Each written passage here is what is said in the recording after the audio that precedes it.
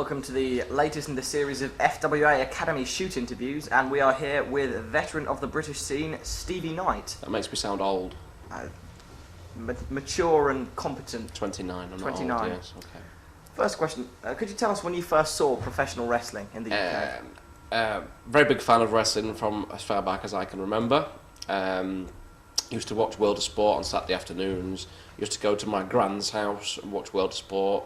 Then I remember buying, my mum and dad bought a VHS recorder, one of them nice big top-loading ones, and we stuck that in, and I used to tape the wrestling every Saturday, and I used to then try and figure a way with these old videos to slow it down so I could watch how it was done, and always a very, very big wrestling fan. And then my mother started taking me to the Memorial Hall in Cleethorpes, which was awesome. I used to just love it. Probably for the same reason I love it now, which isn't so much the actual wrestling, it was just fan interaction, which is the only sport where you can actually obviously predetermine how you want the crowd to react to what you're doing. So, whenabouts did you decide that you yourself wanted to become a professional wrestler? All the time. I always, since I was literally 11, 12, they used to have these career meetings at school and things like that, and they'd say, "What do you want to do when you leave school?" "I want to be a wrestler." Like, yeah, but what, you know, if you can't be a wrestler, what would you really like to be? I want to be a wrestler. The two things I wanted to do, I wanted to be a wrestler, and then I wanted to pack up wrestling and go in the police. That was the two things I actually wanted to do. I did the first one, which is something I'm quite proud of, because like people sort of, you know, what do you want to be? I want to be a wrestler. They don't think you'll ever be a wrestler. So that's one. Plus, I mean, you got to think when I got into wrestling, which was like 1991, it wasn't easy to get into wrestling like it is. You can't just go to a training school, or there was no FWA academies, or, you know, now there's 5,000 training schools, 499 of which are shit. But there's a few good ones, but there's a lot of shit out there as well. But yeah, you couldn't do that then. You had to just speak to people. I want to be I used to go to Max Crabtree at Memorial and say, "I want to be a wrestler, Max." "You're too young, kid. You're too young, kid." I was like 12, 13. So then I started taking photographs for him and writing programs for him, and did the timekeeping at some, you know, different shows and things like that. And that was good because it got me to know a lot of the wrestlers. Some of, you know, we're talking, I think, like 1989 time, 1990. So I got to know a lot of the wrestlers that were about, and it was a lot of still the old World of Sport guys that had just come off TV. So, you know, your Skull Murphys, your Danny Boy Collins, your Mighty Jones, people you don't see now, they're not about anymore. But then it wasn't like, I went out last night drinking with a few of the wrestlers from the FWA Academy, and you just go out with them, you have a few drinks with them, you have a laugh, you have a dance, you have a giggle. It wasn't like that then, you know, you couldn't go out with Skull Murphy and Mighty Jones and have a laugh and a drink with them. You didn't speak to them, you just sort of sat there in silence, and anything you used to say, they'd take the piss out of, they'd jump on you straight away, and things like that. And it was a totally different world to what it is now. What was the question? Did I answer it? More or less. Okay. So, if I go off on one during this, just stop me and say, answer the question, feel free to bitch. go off on as many as you like. Okay. So, who were your inspirations? Danny Boy Collins. I used to really like Danny Boy Collins. Fit Finlay. Johnny Angel, who was a guy that most of you won't know. There was two guys that worked for Max Crabtree called Johnny Angel and Tony Stewart, and they were like the Johnny Storms and Jody Fleisches of their time period, and they were brilliant, and the stuff they were doing then, which was like 15 years ago, would still hold up now as being a fantastic match. So I used to watch them a lot. But again, arseholes. You know, when you meet, you have these ideas that you're going to meet your heroes, and really, you think that at the time they're big stars, but really they're no different to what we are now. But you know, you think that your heroes, and you actually meet them, and you go, "Oh, nice to meet you, I'm so and so," and you know, and you think, pricks, you know, and you get to meet these people, and I have to say, most of the people that I've met from that time period who I looked up to have turned out being arseholes when you actually get to meet them, which is something I've tried to not do when people now come up to me and say, "Oh, nice to meet you." I've tried not to be an arse towards them, basically. But yeah, Johnny Angel, Tony Stewart, Danny Collins, Fit Finlay, of course the American stuff as well. They showed a couple of WWFs on the Saturday night, you know, on the Saturday World of Sport spot, which was just fantastic. It just blew you away when you first saw that, because it was so different to the British stuff. So Hulk Hogan as well, you know, he marked out for Hulk Hogan at the time. Ultimate Warrior, I loved Ultimate Warrior. I can remember sitting watching WrestleMania 6, and it was Warrior and Hogan, wasn't it? And like, go Warrior, go Warrior, and he won, and we were dancing in the street and stuff. And you know, it'd be nice to go back to that every now and again, you know, but it's not like that anymore, is it? But you have to try and think like when I do stuff now, being a wrestler, you have to. People think that people know more than they know. So you have to think back to how you thought when you was a punter and what you would have liked to have seen at that time. Am I waffling again? Okay. So, how did you begin your wrestling training? Like I say, just taking photographs, taking pictures, asking Max Crabtree, and I want to be a wrestler, I want to be a wrestler. And then we went down to a holiday camp one day. I was talking about this guy, I'll put him over on the video. Alan Tidswell, this guy was called. Little fat fella. Scruffy, smelly guy, stunk. And we was talking about together. He was a nice enough sort of, shut up you. He was a nice enough sort of guy. And we went down to a holiday camp one day, and there was 4 wrestlers, if you can call them wrestlers. They were working holiday camps, which, you know, is a good experience, but these were the lowest of the holiday camp wrestlers at the time. 4 wrestlers there. And I said, oh, I won't fancy having a go at the wrestling. I was 14. I said, I'll get in the ring and take a bump. I said, I can do that. I've seen it hundreds of times. It was so easy. So I get in. You know, it's that the ring's a lot harder than people think it is, and you know, they showed me how to bump, and I think I had maybe half an hour on bumping. Picked it up okay. Could never do the flip bumps. Was terrible at the flip bumps. Still am terrible at the flip bumps. I can do them during a match when the crowd's there, but it asked me to do it during some training, and I'm naff. But you know, we did all that, and then I went to the show on the night time at Memorial Hall in Cleethorpes, and I said to Max Crabtree, I've been doing some wrestling training today. Have you, kid? Yeah. Well, you're lucky, we were a man short tonight.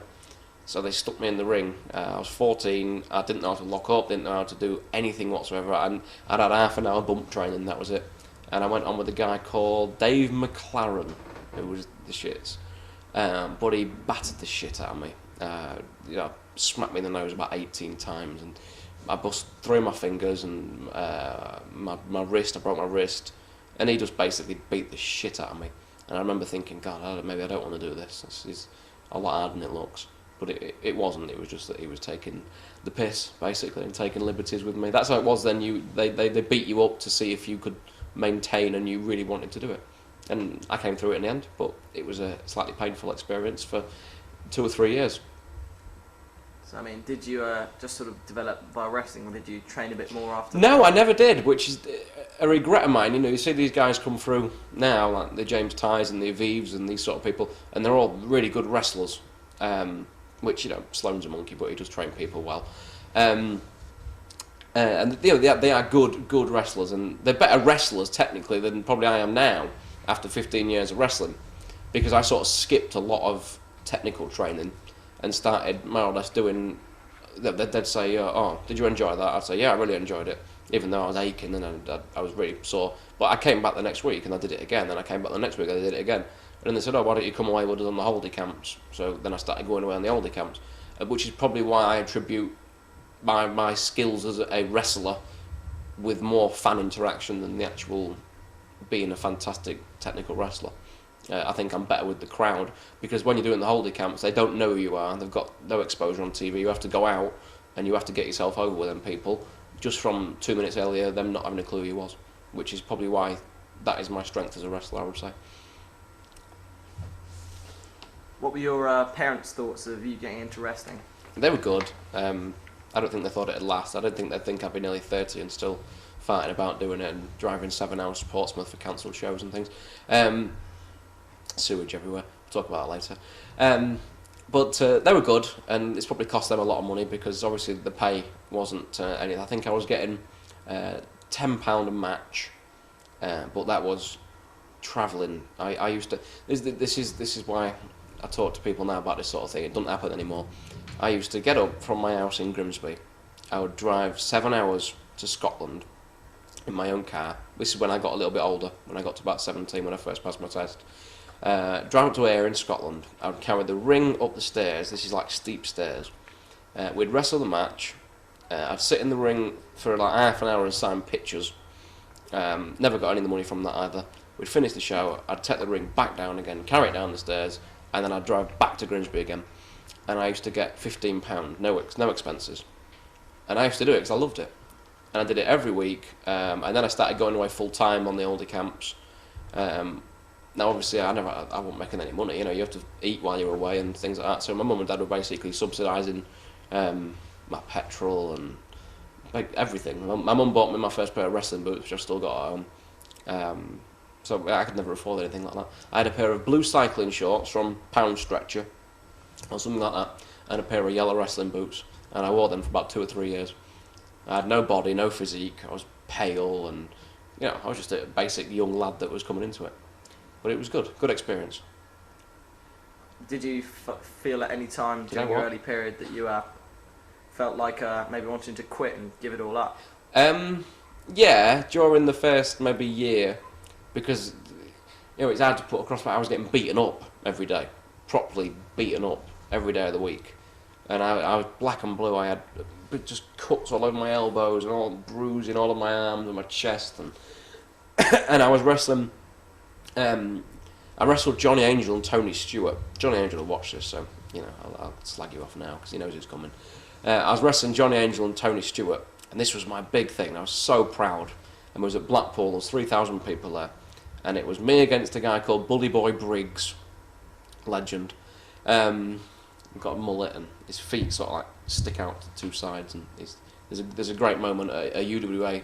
I'll talk about that. Come back to me about that later. But there was a Blackpool TV taping that Bully Boy Briggs got. I got him the job on it, and there's a fantastic moment on that. But come back to that later. So we're doing this tag match at Blackpool, Pontins, and it was me against Bully Boy Briggs, Johnny Angel against Tony Stewart, and then me and Tony Stewart against Johnny Angel and Bully Boy Briggs. So we're in the changing rooms. Now I knew Johnny Angel was an ass at this point, but I still sort of looked up to him a little bit. So he comes in the changing rooms and he says, "Does your nose break?" I'm like, "What?" He said, "Does your nose break?" Well, I don't know. He said, "All I'll do, I'll get like this here, back of your hand here, and I'll just pop you under your nose." I'm like, "Oh, okay." Like, yeah, what a mug. Now I see bollocks, you know what I mean? But like, at the time, when I was like 17, I said, "Oh, okay." Didn't think he'd do it for a second. Literally the first minute of the match, comes in, bang, straight under the bottom of my nose. So I fell on the floor, and I thought, and I actually watched this. I'm good friends with him now, but he lent me the video, because I ain't got the video of this. He lent me the video of it, and he didn't just do it once. I was watching the video back the other day, and he was an asshole about it. And he's got me on the floor, and he's actually bang, bang, bang into my nose. And I watched that back. I thought, you prick. He's chilled now, and everyone likes him now. But he did that, and then Tony Stewart got in the ring, and he got Bully Boy Briggs, and he got him in the front face. I went for the suplex, up to his leg, picked him up to there, and he just dumped him on his head. Just totally just dumped him straight on his head. And if you watch it back now, they were just taking the piss. But Johnny, I've had so much trouble with Johnny Angel in the ring. That wasn't the first time, and he must have beat me up another 3 or 4 times after that as well. Just do it. Bear in mind, it wasn't like one show a month or one show every 2 weeks like a lot of people do now. It was every single day of the week. We was doing different shows all over Britain. Did one at Hull Beach with Johnny Angel. Didn't I thought, oh, he's been all right. Come in, the week before he'd been perfectly okay with me. Walked in, being an ass again on the night, and we get in the ring, and he just beat the shit out of me, broke my ribs and punched me in the mouth, and I thought, and he regrets it now big time, and he's apologised to me 1,001 times, but at the time, you do get that. He'd been tagging with Drew McDonald against the British Bulldog, and he'd got that ego problem, and he was taking other things as well that were giving him a bit of an attitude problem, things that make you grow rapidly, and a young lad coming in, he just slapped me about, but that is what happened. It wasn't just him. It happened to me. Skull Murphy used to beat the shit out of me. Proper, we're talking, like just knees you full pelt in the nose and all that. So that doesn't happen now, but I got beat up by quite a few people. But that's what's made me the man I am now. That's what's kept me still working today. Do you think did you find that any of the veterans at the time helped you out at all, or were they all not many? Very negative? Danny Collins was always very nice to me. I think he could see that I wanted to do it. Which was nice because Danny Collins was someone I looked up to. I used to go on quite a few road trips with him because he lived in Leeds and I lived in Grimsby, which is about an hour away. So when we used to wrestle for Brian Dixon, I used to travel with Danny Collins and Drew McDonald quite a lot, which was, you know, invaluable experience. Just sat there listening to Drew and Danny Collins, and I just used to sit there. I'd never say a thing. Tell you a funny story. I'd been having sex. Can I say that on the shoot interview? With my first ever girlfriend, so I would have been 17. And one of my balls was really hurting me. I don't know what I'd done. I must have banged it too hard or something. So I get in the back of the car with Drew McDonald. I say, God, one of my balls is really hurting me. He says, here, take one of these. So he gave me a morphine tablet. So me being naive and innocent, took this morphine tablet. Next thing you know, I'm dribbling. There's dribble coming down the side of my mouth. And I can't remember that day. I can't remember going anywhere or nothing about that day whatsoever. And Danny Collins kept saying, "Are you alright?" And I just got dribble coming down. And they didn't have mobile phones then, they had like car phones. So Danny Collins says, "Oh, ring some," because someone was meeting me when we got back to Leeds. Use my phone. So Danny Collins passed me the phone, and I can remember it lighting up, and I was like really bright in my eyes. And I couldn't put the number in because the numbers were waving all over this phone, and these two were pissing themselves about this. And that was Drew McDonald for you. But Drew was also very helpful. Drew was always very helpful, even when I was a fan, and I used to go and speak to him. Ricky Knight, always very helpful. Ricky Knight always told me, he said, never get married or get a girlfriend if you're wrestling, because it messes your life up if you're doing a lot of travelling and stuff. And he was right. He was right. You know, I'll have heat from my wife for being in Portsmouth today. You know. But yeah, Drew McDonald, Danny Collins. That was about it, really. From the people that actually meant something in British wrestling. There was a lot of people that helped me to a degree, that gave me work and things, or got me work in other places. But looking back, they ripped me off money-wise and things. And I looked upon it at that time that they were doing me a favour, which really they wasn't. They were making money off me. They were probably charging a promoter, say, you know, as a total exaggeration, like 100 quid and giving me 10. So they were making money off the back of me. But it didn't matter, because it was giving me experience. So, yeah, Drew McDonald, Danny Collins, Princess Paula. Remember Princess Paula? Princess Paula, you know, the Indian hairdresser who used to manage Dave Finlay. She was always really helpful as well. Yeah, lots of names from the past. Did you have any previous experience prior to wrestling, like amateur wrestling? I did amateur wrestling for about 2 years, because when I was trying to get into wrestling, everyone was saying, do judo, do amateur wrestling, do this, do that. So I did amateur wrestling for a couple of years, which was good experience. I did judo as well, which I didn't like. It bored the shit out of me doing judo. But yeah, little bits and bobs. So, spit it out. Sorry. Are there any wrestlers who you're currently working with now who broke into the business around the same time as you? Yeah, I can remember a guy called Mark Sloan.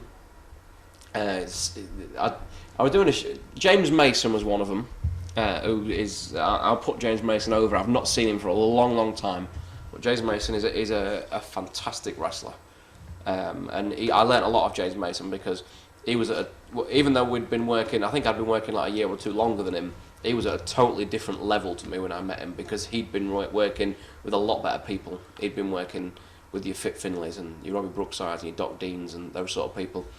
And when I wrestled him, it sort of showed me out the big gulf, that the difference between the people that I was wrestling when I first started, which was, you know, the very low level oldie camp wrestlers, and the people that he'd been working with. And I remember wrestling him and thinking, Jesus, I don't know anything.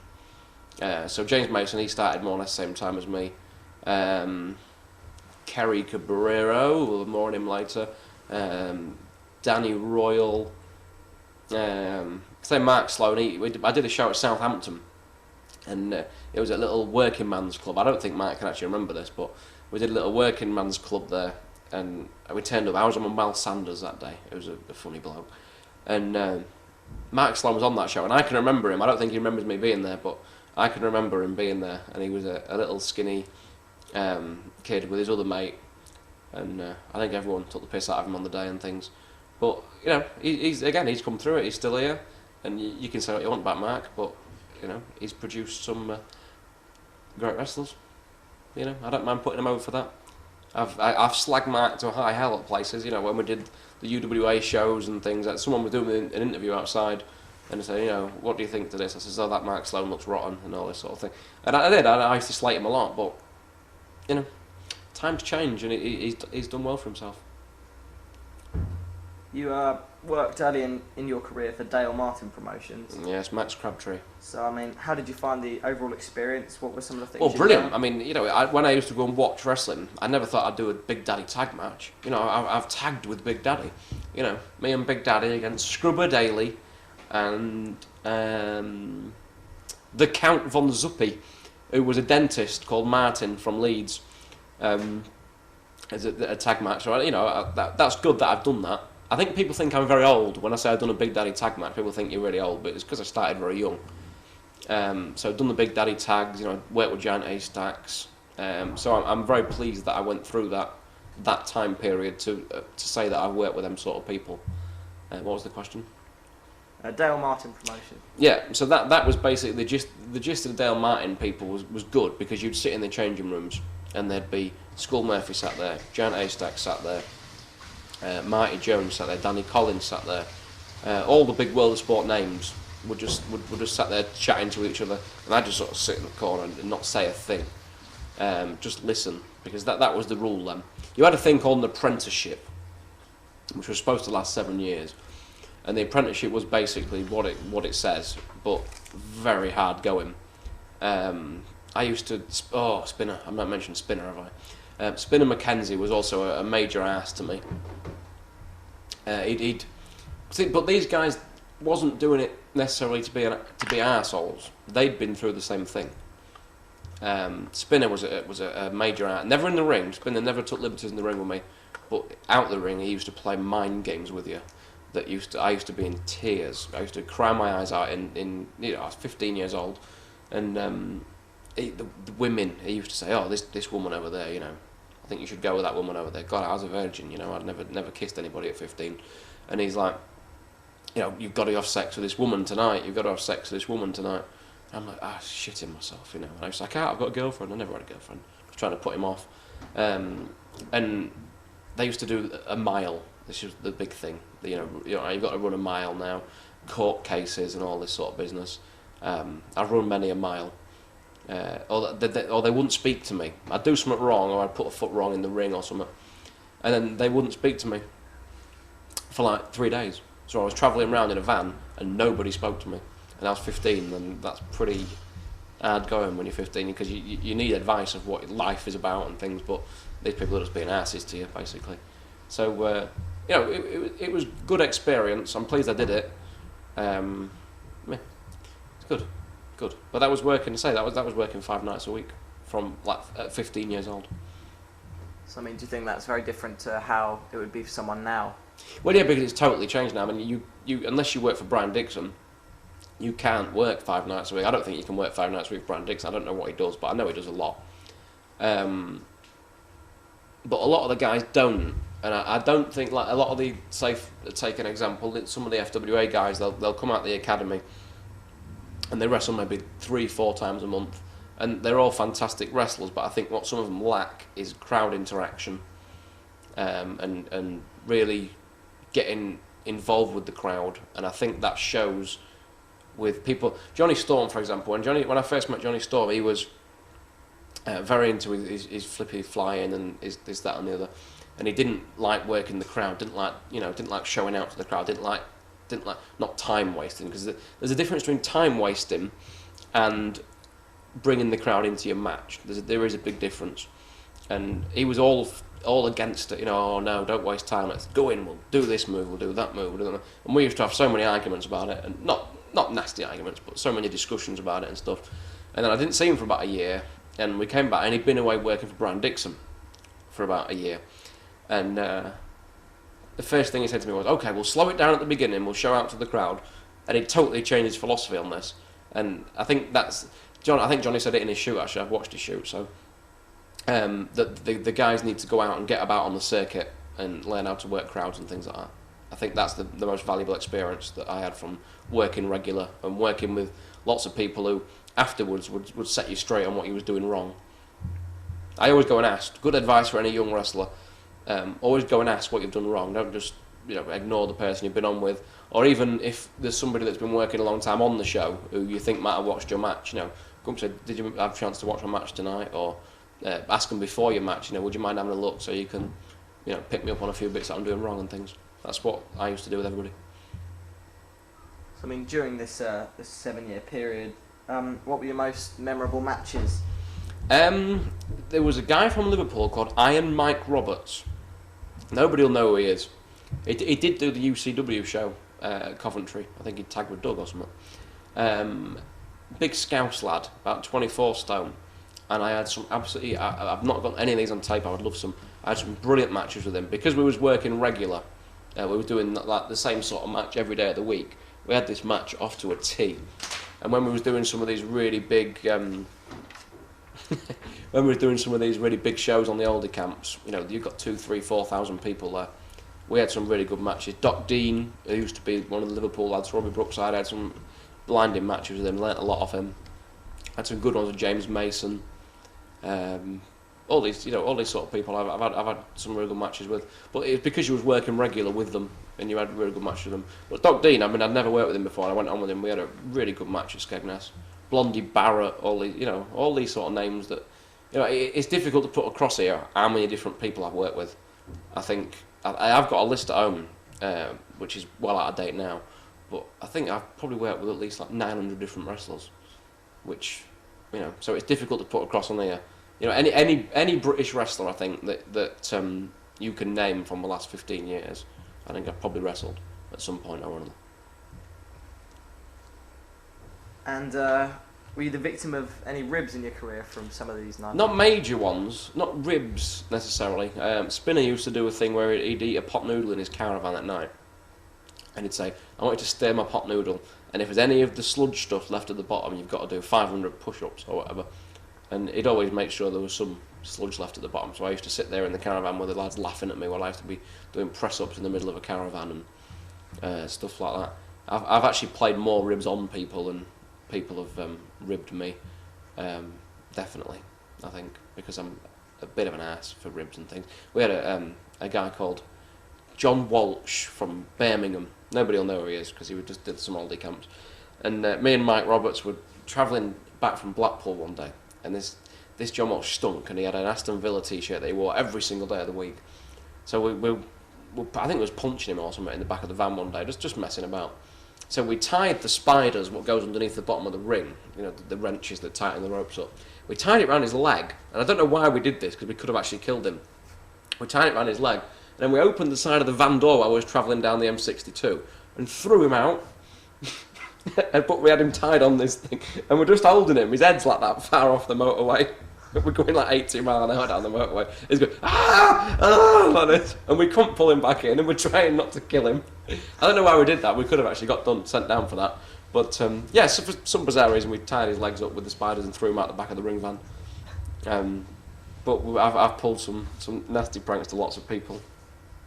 Nothing nasty as in that's anybody apart from that one, which he did scrape all the skin off his elbows and that, trying not to hit his head on the floor on the M62 going 80 miles an hour. That was probably but I just thought it was funny. I was crazy at the time. I was wrestling and I was doing what I wanted to do, and I was getting a better name for myself, and I was learning how to work, and I was just crazy at the time. And I was getting bigger, I was getting heavier, I was starting to look more like a wrestler, and I had the wrestler attitude, which was going about in them days, and life was just mad. It was good though. It was good. I didn't care. I remember getting in the back of a van once, and this guy said, "Oh, have you seen this new CD that I've bought?" And I just threw it out the window while I was driving down the street. And I don't know why I did it. I just chucked it out the window, and it was just really to put across that don't give me no shit during the week, because I'll fight back against you. Because I took so much shit for so long that I then sort of started putting a bit of weight on and started getting a bit better in the ring, that when I then went away with a different team, because I used to swap, change teams, so I'd be away with 4 blokes one week and then maybe do 2 weeks with them and swap over to a different team.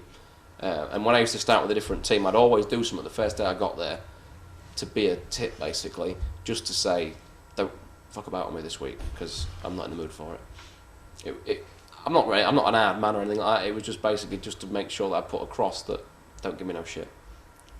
But yeah, I was a tit. I was a tit from then right up until about 2002, and then I calmed down a bit. Next question. Cool. You've worked for virtually every UK promoter in the last 15 years. Tell us about your favourites and least favourites. I love working for Max Crabtree because he was highly intelligent when it come to putting shows on. Knew how to get every small detail over. You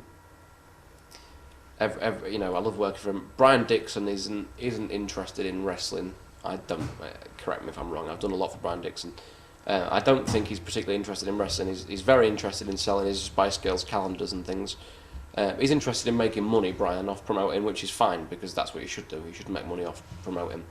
But I think he could probably do a lot more with his business than what he does if he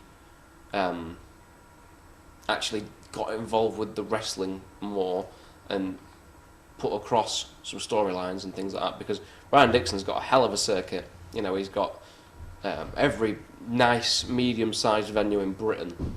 And his shows, he has some good shows, he has some bad shows, but I think overall his shows are good. You know, he has good people on his shows. You know, he has American Dragon over a lot. He's Joe Legend, who I think is brilliant. And I've not met some of the other guys he uses, but you know, he has Doug and he has James Mason and Johnny and all these sort of people. So he has good shows, and I think, you know, any of the guys watching this, which most of the guys will no doubt, they'll all agree that he could do more with them if he'd come back with some G's, what they used to call them, angles, for the next show, which he doesn't. It's just a standard, generic wrestling show. I think he could do a lot more with them.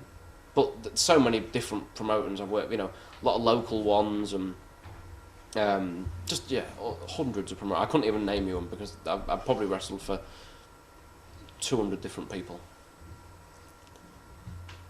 You also made several trips to European countries. Yeah. How did you find this? Horrible. Really? We'd go to Germany in the back of a ring van. I used to sit in the back of a ring van. We'd travel over to Germany, and we never got. I think we got paid at 1 out of 4 trips, but it didn't bother me at the time because I just loved it. I was just getting experience. I think if the places that I've been to Sweden, Belgium, France, Ireland a few times, Scotland obviously, Belgium, Sweden, France, Dubai, Italy once. Done quite a few different European stuff, but I've never seen any of the places because you sort of go for a day and then come back again. It would be nice now to go and, like now I'm a bit more financially secure and things, I could probably go and do the show and then stay a few days afterwards and have a look at the places, because then it was just travel in the van or however you did it. Shetland Islands, that was a legendary place. First place I ever flew to as a wrestler.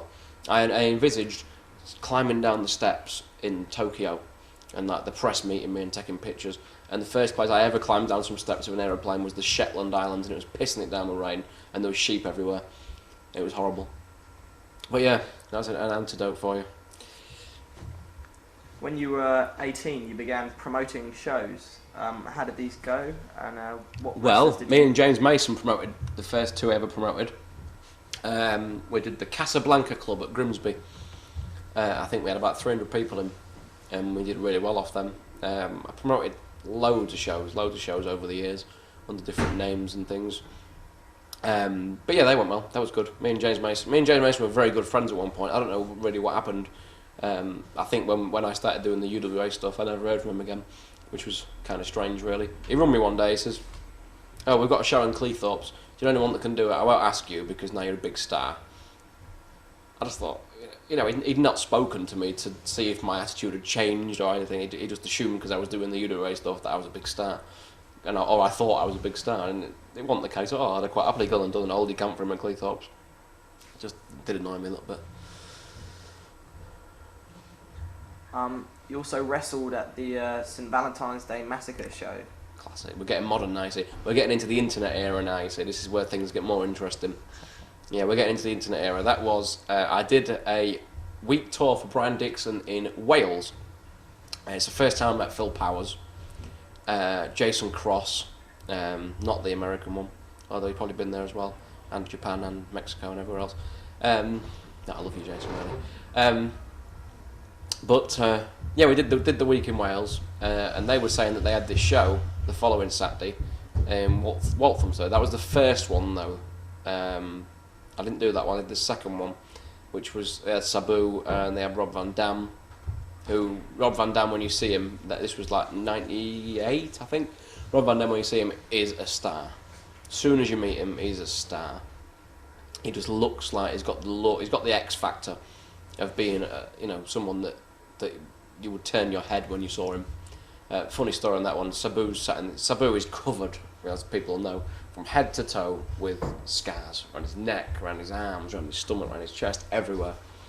So there's me sat in the changing rooms after that show, and Sabu comes in the room. So Sabu sits down next to me. He said, "Hi man." I said, "Oh, how you doing?" Okay. I was shitting myself. I was nervous then. Don't do it now, but I was nervous then. So he goes off and he goes in the shower at the Walthamstow Assembly Halls, and he's complaining that the shower's too hot. He's going, "Oh man, the shower's hot. Fuck shit. Oh man. Oh." And he must be complaining for like 10 minutes about how hot the shower was. And then he comes down, he sits back down again. He said, "Man, that shower's hot." I said, "No offence or anything." I said, "But you're covered in scars from head to toe. And you've had your neck caught in between barbed wire and stuff, and you're moaning about a hot shower." He goes, "Yeah, good point, man." And after that, they were cool, and I was sat chatting to Van Dam and Sabu for quite a while, and they were nice guys. I worked Jason Cross on the show.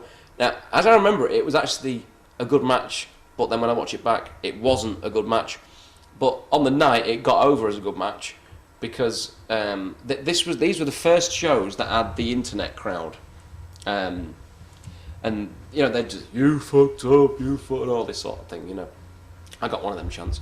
But I sort of went in and the crowd was shouting something, and I shouted back at them, and I was the first British lad that actually said anything back to them. Like I said, "Shut the fuck up, asshole," or whatever. Shouldn't swear. Mark told me not to swear. But I was the first person, and we had a semi-decent match. Like I say, it wasn't good if you watch it back now, but for that time period, it was okay. We were doing a lot of the newer stuff that was about in the late 90s, and we got fairly decent reviews off that. And that is actually what set the ball rolling for when I started getting more of a name with magazines and internets and things like that. Because, like I say, it's where I met Phil Powers, and probably why I got in the UWA. And it was a good show for exposure. Now you've mentioned the internet crowd several times. Yes. Care to elaborate your thoughts on? My thoughts have changed actually. At first, I didn't like it. I didn't like it. No, it's difficult to say. Depends what you're talking about, really. I don't like the internet crowd that just. I can't understand why someone would watch something just to slag it off. I don't understand the thought process behind that. I understand the process of, yes, they've paid the money. If they want to say so much shit, they can say so much shit in their opinion. But I don't understand why you would go and watch something to just slag it off. I never understood that totally. But I think now the internet, it's happened. Get over it. Wrestling's changed. You get a lot of the guys, "Oh, it's because of the internet this has happened," or "because of the internet it's happened." Get over it. It's time to move on. And I think now, it's like the ECW pay-per-view and everything will prove, when all that sort of thing, how many they've sold or whatever they call it, the buy rates and things. I think it will prove that the internet now is a very big marketing tool, something that the FWA cottoned onto early on, which was, I think, why they had a lot of early success. And they were providing the style of matches that them people wanted to see. So I think now it's a very good free advertising forum. And there's a lot of wrestlers that have made their name on the internet, really. All these people that you see now, would Doug be going out to King of the Indies if it weren't for the internet and doing the FWA shows? Would Johnny, would Jody? So I think it's done a lot of wrestlers a lot of good. It's free publicity, free exposure. So now, in the early 2000s and stuff, it was bad, but now it's sort of moved on a little bit, and I think it's free advertising basically. So yeah, I think it's all right. If we move on slightly to the UWA. There we go. Sunday, May the 11th, 1999. Yes. Television taping. Yes. UWA was very good to me. I don't think I'd be. A lot of people say, "Do you regret doing UWA?" Because it was on a semi-porn channel on cable, things like that. And everyone said, do you regret doing that? And no, not at all, because I don't think I'd be sat here talking to you if I'd never done UWA, because that's where I made my name, more or less. That was I've been involved with every single next big thing in British wrestling from day one. UWA did that. That was the next big thing in British wrestling. Then we went to UCW. That was the next big thing in British wrestling. Then we did Wrestle Express. That was the next big thing in British wrestling. Then we did an FWA. That's the next big thing. I've been involved with all of them. Every single one. I've signed some kind of contract or some kind of... There's a core group of guys that have been about since about 1999 that have done all these events. It's me, Jody, Johnny, Alex, Doug. Who else am I missing off? Couple more guys that probably aren't in my head, but we're the guys that have done all these shows. We're the core group of guys that always get to do these sort of next big thing sort of shows. And UWA was the first one. Now this is when Alex, Jody, Johnny, Doug, they'd just come from Hammerlock, and they wasn't the people that you see wrestling now. So I've probably got a differing view as to why they didn't get pushed then, as to why they've got. What am I trying to say? They've got a different view as to why they think they didn't get pushed because they wasn't part of this clique, which was me, Danny Royal, Phil Powers, and Kerry Cabrera. I've got a different view that at the time they wasn't the wrestlers that they are now. Now they're fantastic. All four of them are fantastic, but then they wasn't. Doug was still very good, but the others wasn't what they are now. They've surpassed whatever we was now. They're fantastic, but at the time they wasn't as experienced because they just come from Hammerlock. And the thing with wrestling with Hammerlock is you don't get any experience because you only wrestle the same people that you wrestle all the time in Hammerlock because they're not allowed to wrestle for anybody else. So we did UWA. I'm sure we'll get to the click situation or whatever it was. But first, the Sunday one I was on with Jody, who then you could see was just unbelievable. Jody bumped like a bitch for me, made me look absolutely superb. My stuff was obviously good enough to make to take the effect, but he bumped like a bit, landing on the back of his head on everything that I did, and it was a really good short squash match. I was actually told on that to give him nothing. They said don't let him do a single thing to you. Go out and beat him up.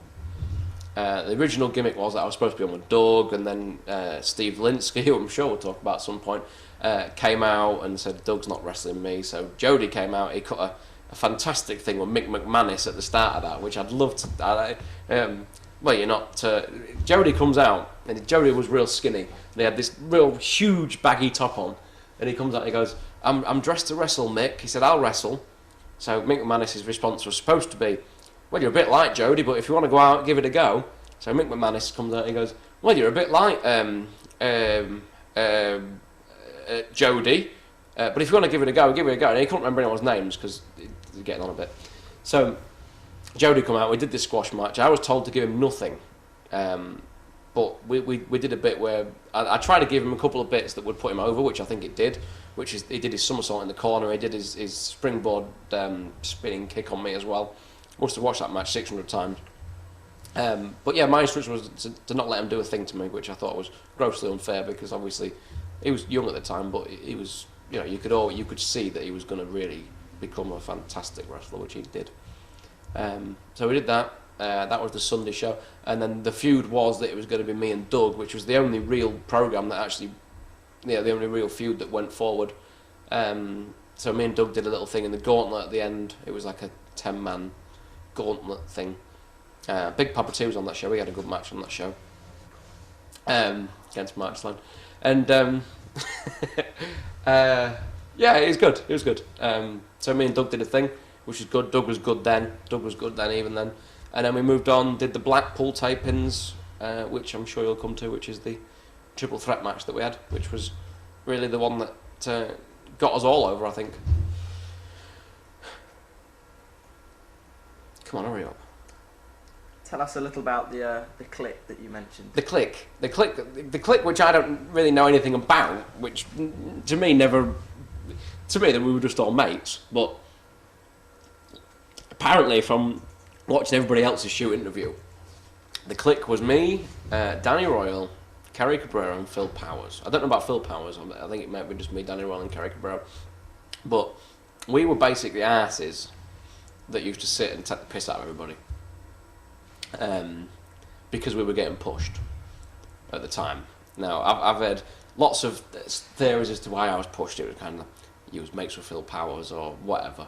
But, you know, I think if you watch back to that time period, I didn't do myself any injustice as to why I shouldn't have been pushed. You know, I always had decent matches and I'd put a lot of weight on at that time. I looked okay, so I don't think I didn't deserve the push. But the clique was basically, yeah, those three. And apparently we was the power in the UWA, which, when you think back to it, is actually really ridiculous because we did 4 shows. So I don't see how powerful we could have been, really. But yeah, that was funny. On the last day, on the last taping, it was Barking, which was actually one of the best shows they had. And that's where a guy called Mad Dog McPhee got beat up by Guy Thunder. That was funny. But Andrew Martin comes to me and he says, we're shutting down for a little while. No, not shutting down, what did he say?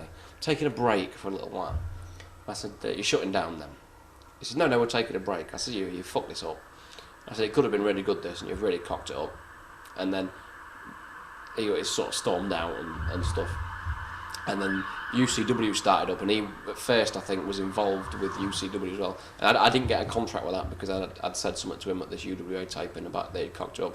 But I thought the UWA was really funny because it had maybe 8 really good wrestlers, and then just bags of shit everywhere. You know, Tom Monroe and Big Papa T, and for some reason, you know, you get British wrestling back on TV after like 18 years or whatever it was. Oh, I know what we'll do. Let's bring a guy in a gimp mask who has no wrestling experience and put him over. Yeah, we'll do that. Let's get Tom Monroe, a 55-year-old from Liverpool who's never wrestled. We'll get him on TV. In fact, no, hang on. Let's put them on with each other. And what resulted was the very worst match ever in British wrestling history. And they would bring in... we'll get to this story now. They brought in a guy called Wearer, who was Big Papa T's friend, who was a guy that had 0 wrestling experience. And bear in mind, sat at home when we were doing these tapings was Spinner McKenzie, James Mason, Robbie Brookside, Drew McDonald. All these people are sat at home on their asses, and we're bringing in Big Papa T, Tom Monroe. Who else was there? God. But lots of naff wrestlers, let's put it that way. Romper Stomper. The great gimmick, he's a neo-Nazi racist, and they bring him on British TV. Fantastic. So they were doing this, and it's Wearer, who's never wrestled before, against Bully Boy Briggs. So Wearer comes in, they do this match, which is awful. And then Wearer puts Bully Boy Briggs in a front face lock. So he's got him in there, and he lifts him up off the floor with his front face lock. So that was supposed to be the finish of the match, I assume. So the ref's there, so Bully Boy Briggs is saying, yes, I submit. But the ref didn't do anything, the ref sort of stood there. So Wearer keeps on this front face lock. So I'm watching out the side of the curtain at Blackpool, and he must have had it on him for 5 minutes. And the crowd are just laughing, because they're just sort of silent. And he's still, 5 minutes later, holding him in the same position, nobody'd moved, in the middle of the ring, in this front face lock. So I thought, this is really funny. So I ran upstairs, which must have been like a 30-second run. I told everybody in the change rooms, quick, come down, because he's got him in this thing and he won't let go of him. So we all ran down, which must have took 2 minutes. We get down there, and he's still got him in this front face lock. And he wouldn't let go of him, because he didn't speak any English. And the referee's going, he's submitted. And he's going... No one in the crowd of that, and he's got and he's going and it was just so funny. And in the end, he finally lets go of him after literally 10 minutes of just standing there like this in this front face lock. And then he decides to try a leg drop after the match for some reason, I don't know why, and he just jumped on his head with his ass. and I was crying my eyes out in the back. He just jumps up, splat, right on his head. And Bully Boy Briggs comes in the changing rooms. Oh, fucking like this. 10 minutes he had me in this front. And he was choking him out. He was like totally a big bruise around his neck and stuff. So I had the headpiece on. And Dan Belinka, he was the guy that was running it. He goes, Steve, could you go through and make sure there's no trouble backstage between these two guys? Yes, sure, of course I will. And this, you sort of run up and there's Bully Boy Briggs, a guy with a mullet, big derby, British TV wrestling this is, and Weira, a guy in a cycling outfit with no wrestling experience, arguing in the middle of the changing rooms about that he'd held him in this thing for 10 minutes. And at this point you think, yeah, there's something wrong with this. Then they were bringing guys in who were good workers, like Justin Starr and people like that, who were really good, and they were getting jobbed off in about a minute. And you just sat thinking, there's something wrong here, because they're bringing in a few good guys who are jobbing, and then the guys that are rotten, they're pushing. And it was just a bit odd. You know, there was a core group of guys who were okay that they were pushing, but they were using a lot of bad stuff as well, a lot of bad stuff. But that was the thing where we had the triple threat match, which was me and Doug Williams and Kerry Cabrero, which was, if I might say so, a very good match. Which was the match that actually, I think Doug said that as well, actually got us noticed. Because it was, if you watch it now, people do it all the time, but then it was the first time anybody had really done that in Britain, a triple threat with, you know, the chairs and the tables and the signs and and a good wrestling as well in between it and stuff like that. And I think it got over because it was ECW was big then, and it was the first time anybody had really done that sort of thing. And we were shitting it before we went out because none of us had a clue what we were doing. And apart from maybe 3 or 4 bits, we planned none of that. And I prefer it that way because then you can. I don't like matches that have been planned from. I was saying to young Max Voltage the other night actually, you can't plan a match from start to finish because it looks like a match is planned from start to finish, and you can't interact with the crowd. If you've got a match planned from, you know, A, B, C, D, E, F, G, and the crowd aren't enjoying it, what do? Because you can't then switch to something else because all you can do is A, B, C, D, E, F, G. Whereas, you know, maybe put 4 bits into a match and the rest of the time work with the crowd and work with what they want to see. But yeah, that was a good match. If you watch it now, it's still a good match, but it doesn't hold up as being a fantastic match that it was sort of put across at the time. But yeah, it was good. It was good, and that's what got Doug. I think Doug said he got something else off that match. And that's what really got us. Probably why I'm sat here now, really, in a way. Yeah. Tell us about the infamous Paul Sloan run-in. Oh, fantastic! This has been added. This, hasn't it? I didn't put. This was great. What was happening? Was it me and Kerry in the ring or something? And we attacked Phil Powers. That's right. We attacked Phil Powers. And I got knocked out of the ring, which really hurt because the floor at the Blackpool Ice Arena, it was obviously ice, and then they just covered it in like crates, and there was no padding or anything. I was black and blue after them shows. So Kerry sends Phil Powers in, chucks him up for his finisher, which was the sky high like power bomb, what D'Lo does, and Phil Powers turns it into a Hurricane Rana and he's pinning Kerry. Paul Sloan's supposed to come charging down to the ring and make the count. So I'd been backdropped out of the ring, so I'm laying there looking for Paul Sloan to come out. You can see this on the video because I laugh so much. Paul Sloan comes charging down to the ring. As he gets just right near the ring, he slips up on something, slides totally underneath the ring, straight under the curtain, into the middle of the ring, and Phil's pinning Kerry, and they're going. Phil and Kerry are looking for him, because obviously they knew he was going to come down and make this count, and they're looking around for him, and he's nowhere to be seen, because he's slid totally underneath the ring. Walked out the other side where I was sat, jumped in the ring, and made the 3 count, which was like 50 seconds too late. And he bruised all his arms, all his legs, and it was just so funny. And the camera doesn't, maybe it was edited off or whatever, but yeah, of course it would. They're not going to show that because they're making one of the guys look like a tit, aren't they? But yeah, that was quite amusing. Yeah, he comes down, slides straight underneath the ring. Yeah, funny stuff. In your opinion, what was the main reason that the UWA didn't last? I think they were probably losing too much money because they put on shows at Blackpool. They did the first one at Crystal Palace, which was a decent show, but they were trying to cram as many matches into a night as they possibly could because obviously they were trying to save on the money as much as they could, but it had bad management as well. Dan Belinka, who worked for the WWF, I think he was like a cameraman or something for him, or an editor, which didn't qualify him to write storylines and things for a wrestling promotion. It's like saying that someone that works in McDonald's can then go and work in a 5-star gourmet restaurant. It's not going to happen. So I think bad management. Everyone told them not to run Blackpool. Don't do Blackpool. Blackpool's dead. It's always been dead. It's not a good wrestling town. So they did totally the opposite and booked it for 5 weeks on the trot, 2 shows every Saturday, which didn't happen in the end. I think they cancelled a few of them or something. Just bad management. Bad management. They should have gone on the road with the shows. I mean, I put on a few shows under the name of UWA, and we packed everywhere out.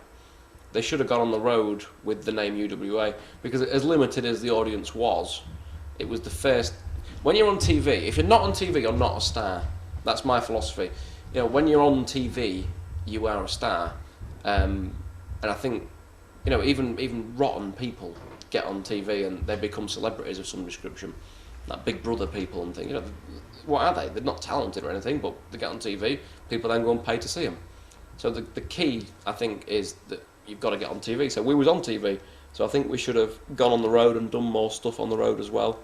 But just bad management. Bad management, and to be fair, I watched back some of the tapes today. A rotten product. You mentioned Dan Malinka. What about your thoughts on Andrew Martin? Well, I ain't got any thoughts because I don't really know him. He was the money guy that put the money into the shows. But he did. I couldn't tell you anything about him because he just sort of faded away after that, and that was it really. I don't really know anything about him, to be honest with you. Did they promise you anything that didn't come true? Oral set, no. No, to be fair, no. They didn't promise me anything at all. They just said, we've got this live... Everything they said, we're going to do the live TV thing. We're going to give you... I won the TV belt off Phil Powers, and everything they promised me, push-wise, was spot on. Money started... They tried to put the money down, what we was getting after about the 3rd show, but I just said, no, you've got to stand your ground on that, because, if you do it, if everyone does it, every wrestler needs to stand the ground on that sort of thing, because if one of them does it, if one of you doesn't, they replace the other one, and that's when this is why wrestling's so cocked up in this country in a way, because there's so many guys that are working for nothing, working for £10, and why would they pay somebody that's an experienced wrestler a decent wage, who's earned a decent wage, when they can get a kid in a pair of tracksuit bottoms and trainers for a tenner, or for nothing anyway. That's what's killing wrestling. But no, they anything they said to me pretty much happened.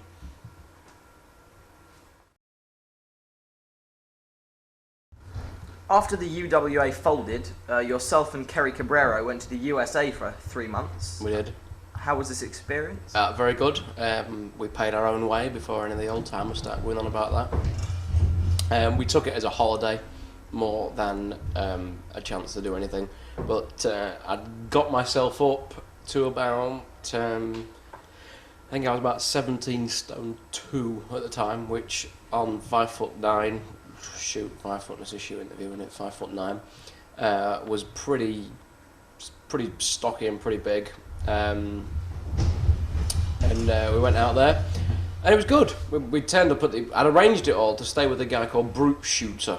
He lived in he lived in Virginia. So we get there, and waiting at the airport. No one turns up for us, so we ring his house. I'd never spoken to this guy. I'd only dealt with him online. So ring his parents. Oh, he's at a bar watching wrestling. Right, well, he didn't know who was coming. Oh, I didn't think you'd turn up. He thought you was just somebody off the internet that was talking shit. I'm like, right, okay. We've got a brilliant bit. I'll try and get it for this.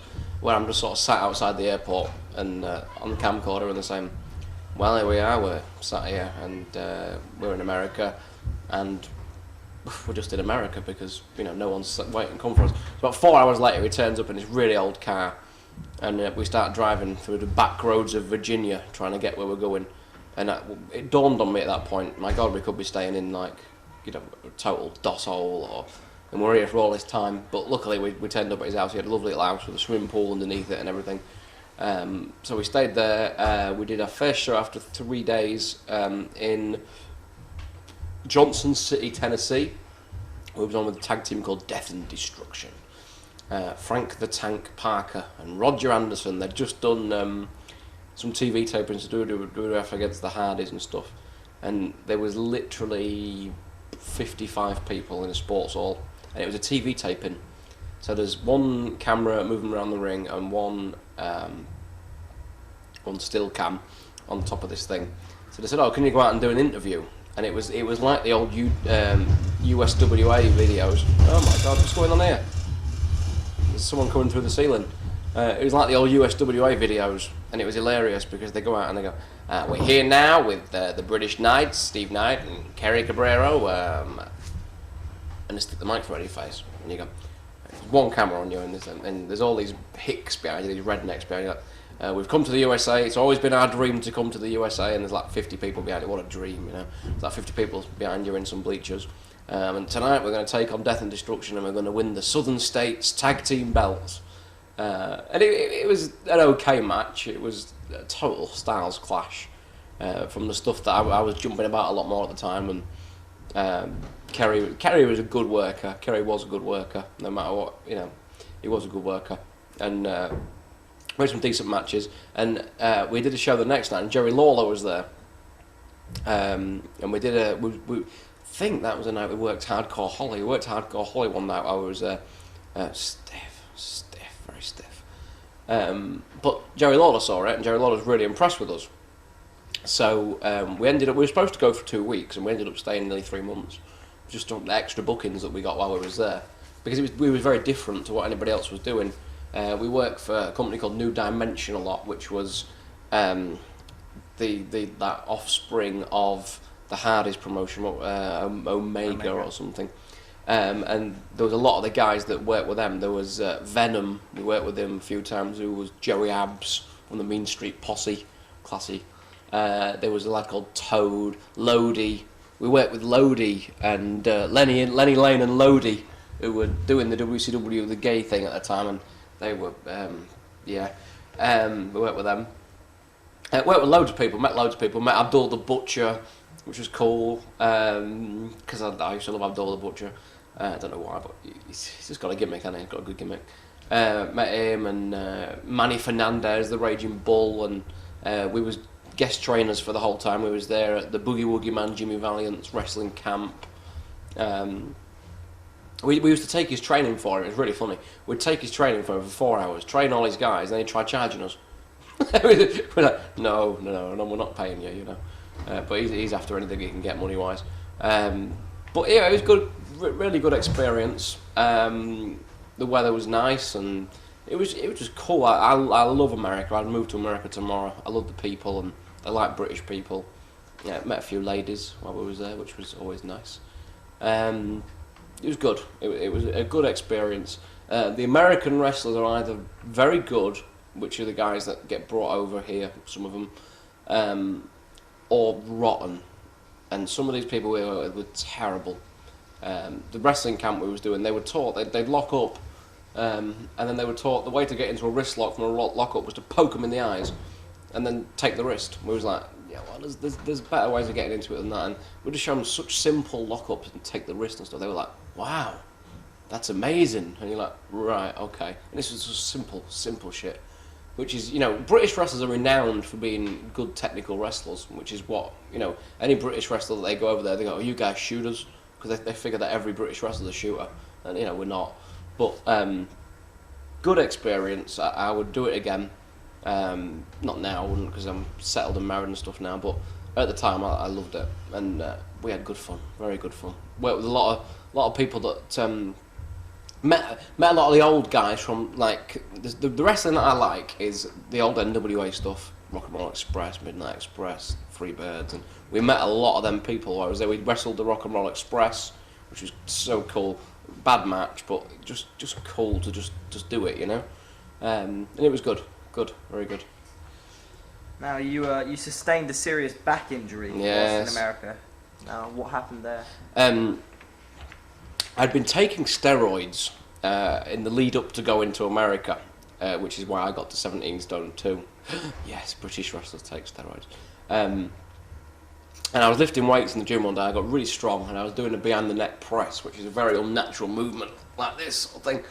And just as I was doing something, I was on some like hefty weight that my body shouldn't be lifting, and my neck sort of cracked, and I lost all feeling in my fingers. This was like 2 weeks before we was going to America. So I stopped training for a week and just went in the sunbed, and it seemed to wear off.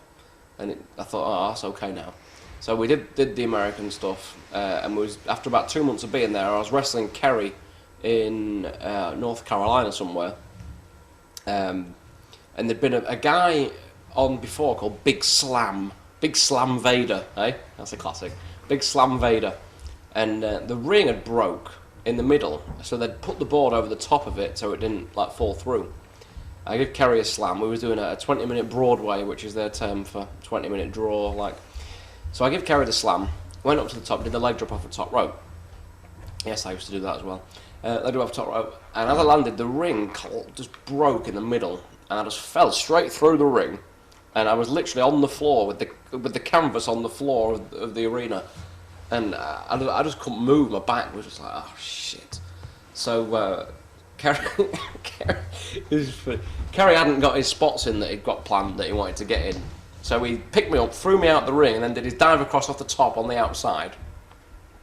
Chucked me back in the ring. He's going, carry on. I'm like, fuck's sake, I couldn't move. My fingers went really numb. And we finished. We managed to do about another 2 minutes, but at that point I was dead. So I just sort of laid there, and all the wrestlers came out and helped me out the ring, and sort of laid me down in the changing room. And this Toad guy, who was actually a good little worker. He'd come over, he says, have you got any painkillers? I says, no, there's another painkiller story here, look. And he gave me these somas or something like that. Gee, everything on me was numb. I was like, got the tongue and everything. But it killed the pain. And I kept taking the painkillers while I was there for another 3 weeks. And I thought, oh, it's okay, it's not even hurting me anymore. Stopped taking the painkillers when I got back home. Death, pain, major pain. So I went to the doctors. He says you need to go for an X-ray. So I went for an X-ray, and I'd fractured my neck in 2 places, and I'd got bone chips that were floating about and touching on my nerves, which is where all the pain in my fingers was coming from. And then because my body was trying to compensate for these bone chips, or whatever, it was swelling up with water, which was then also rubbing on my nerves. He said, oh, you need to have that fixed. So in other words, have my neck done. He said, but if you have it done, you won't be able to wrestle anymore. Which I probably would have, which has been proved by people. But at the level that I'm at, compared to the level that Chris Benoit or Shawn Michaels is at, where they're 3 times better than me, probably 4, maybe 5. And they're earning millions of dollars, where I'm earning, maybe 18 grand a year from wrestling in Britain. So I thought, so I just stopped wrestling, hopefully, thinking it would get better. I was running a training school, which was really busy. I was making really good money off the training schools. You think this was when there wasn't a lot of training schools, and I was charging £20 for 3 hours, and I had 25 people there every Sunday. So I was making a living off doing this training school. Then several more popped up, which you couldn't then charge them rates, but I was doing really well off the wrestling school. I'd never took any bumps in training. I had a guy that I'd trained up before that used to just basically take the training. I used to sit and smoke and things like that. And I lost a lot of weight. Coming off the steroids probably attributed to some of it, but not greatly, because I wasn't on massive amounts. But I couldn't train, and I couldn't eat, and I was just losing so much weight. And I think I went down from 17 stone to about 12 in the space of about 4 months. And then I did a show for Alex Shane, which was CC Capital City Pro Wrestling, which then became FWA. I think I wasn't really involved at that time, but he wanted to do the triple threat again with Doug and Kerry Cabrera. So I get there. I'd not seen Kerry since this was probably about 4 or 5 months after we got back from America. So we did the show, and the Kerry and Doug started the match, and then I was going to go out and joining halfway through. So halfway through this match, Kerry picks up his chair, and I turn around and he literally give me a chair shot that should have technically killed me, I think. The human body isn't designed to have metal chairs, proper metal chairs, smashed full pellet on your head, and my neck just and then I rolled out the ring. I was like knocked out for like 30 seconds. I rolled out the ring and I rolled onto the stage to try and get out the way of Doug and Kerry because I just couldn't feel my arms or anything. So Kerry then proceeds to suplex me on the wood on the stage, which didn't do it much good whatsoever. And then after that, I was driving home and I couldn't feel my fingers and my neck was killing me. And I pretty much stopped wrestling from that point on because every time I wrestled, my neck would just pop out straight away. So that was the makings of it. I attribute it to probably doing something in the gym, falling through the ring in America, and the chair shot, I think, was the final straw of it, which really finished me off.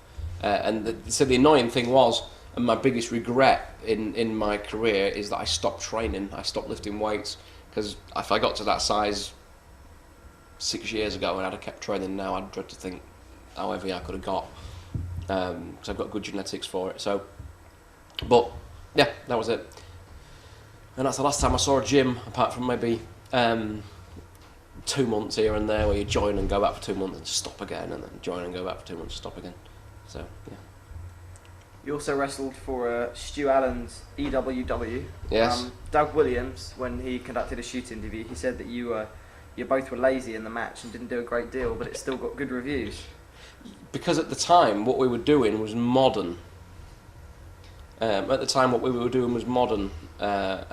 what people wanted to see, which was the mix of the ECW style stuff, and we were doing late 90s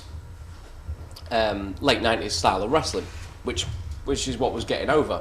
And we did that match, and I don't think either of us could be too bothered with doing it, but it was still the best match on the show, because we was at a different level to a lot of the other people on the show. So even when we were doing something that was, it sounds so big-headed, doesn't it, but it's not supposed to come across that way, but what we was doing, even at a half effort, was still better than what a lot of the others were doing at full effort. So, but yeah, we was lazy, and me and Doug always have a chuckle about that now. It's quite amusing. There's a guy called Mad Eli that goes to these shows, and he wears all these silly badges on his head and all over his arms and things like that. And he was there, and I just ripped him, because these shows were like basically put us across as hardcore shows. And I said, "Can I swear? Yeah, do what you want."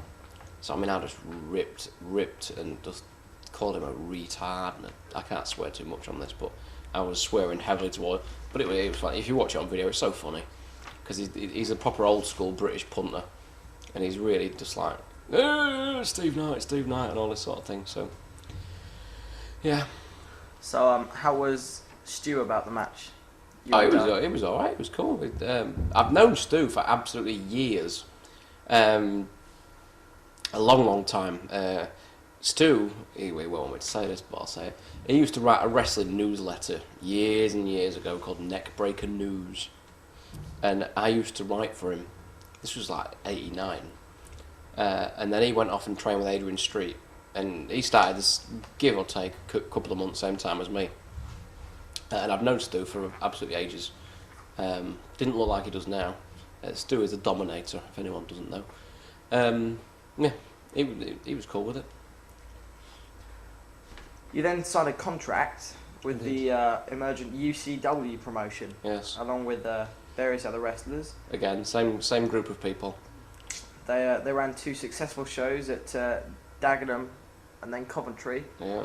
And shortly after, flopped. Disappeared, yeah. Yeah, as they all do. What happened?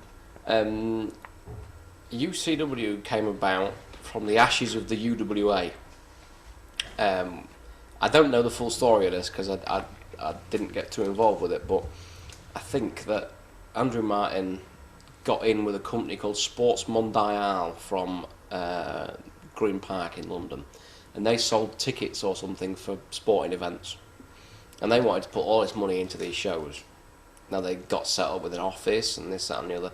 I don't know, I think Phil Powers was first running it, if I'm right, or somewhat along that line. But basically, the UWA found a financial backer and opened up again under the name of UCW. Now, because I'd said something to Andrew Martin at the last UWA show, I never got offered a contract when it first opened up. I don't know what happened, or Linsky worked there for a while and he got kicked out and blah, blah, blah. In the end, they brought in a guy called Ross Gordon, or Ross Hutchinson, or whatever his real name was. Which one was which? Ross Hutchinson was his real name, I think. So they bring in a guy called Ross Gordon, who is a 5'2" guy from Scotland who looks about 11. Now, I'd met Ross. Ross had produced the videos and been involved with the St Valentine's Day Massacre show, which we talked about earlier. And he'd also, when I was working on the holiday camps, he was a haven mate at Primrose Valley in Scarborough. Now, he was a nice kid, but he was too... he was arrogant to the business. He thought he knew everything about the business. And he had an opinion that he pushed on you a lot.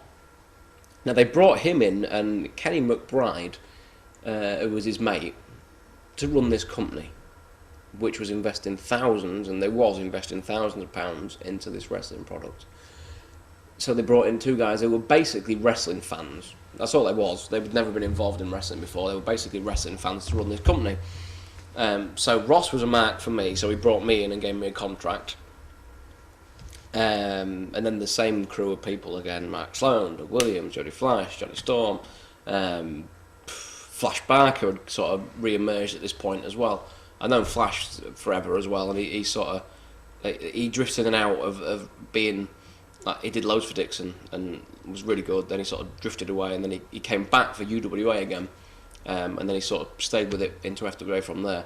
But he was there, and a few others as well. Danny Royal, Kerry Cabrero, and we was all signed to exclusive contracts where we couldn't wrestle for other people, which was, again, ridiculous, because it's like getting a chef and then saying, right, you're the best chef in the world, you're not allowed to make any food for 3 months or whatever, and then opening a posh restaurant with no experience. Silly. Strange analogy, but yeah. So we did these. Ross came in, and Ross spent thousands of pounds on nothing. Literally things that meant nothing. And we used to have all these big meetings up in London all the time. They'd get me the train through and give me like 90 quid expenses for a train, and all we'd do is sit around a table and discuss which way we should go. What should we do for this show? Which Americans should we bring over to draw people in and things like that. And I think I came up with logical suggestions of who we should get, like Kurt Hennig or Hacksaw Jim Duggan, anybody to get the crowds in. The main focus isn't on them, it's on us, but let's have the crowds in there in the first place. But he didn't see it that way. He was a mark for American independent guys. I think they brought Chris Daniels over. They did bring Chris Daniels over. It was brilliant, one of the best workers in the world, but not a draw at that time in Coventry. This was 2001, I think. So they brought him in, and he didn't. He was a mark for wrestling, which is you've got to be. But when you're dealing with other people's money, you need to spend it wisely. And buying everyone new boots and new ring attire and just silly stuff he spent money on. Signing They signed everyone to a contract, which paid them.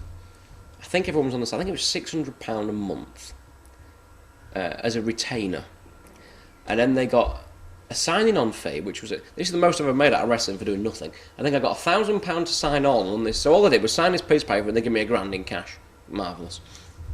I then got £600 a month as a retainer, and then I got £750 for the first show at Dagenham and £750 for the second show at Coventry. So this is the most highly paid match I've ever had. I think it worked out about like £1,800 a match, which is marvellous, isn't it? It's great. But they were just chucking money away. There was no need to give anybody that sort of money. It was just ridiculous. And in the end, the bottom fell out of it. They realised how much money they was losing, and they sacked him. But the weird thing was, after we did Dagenham, which was me and Danny Royal and what was that one?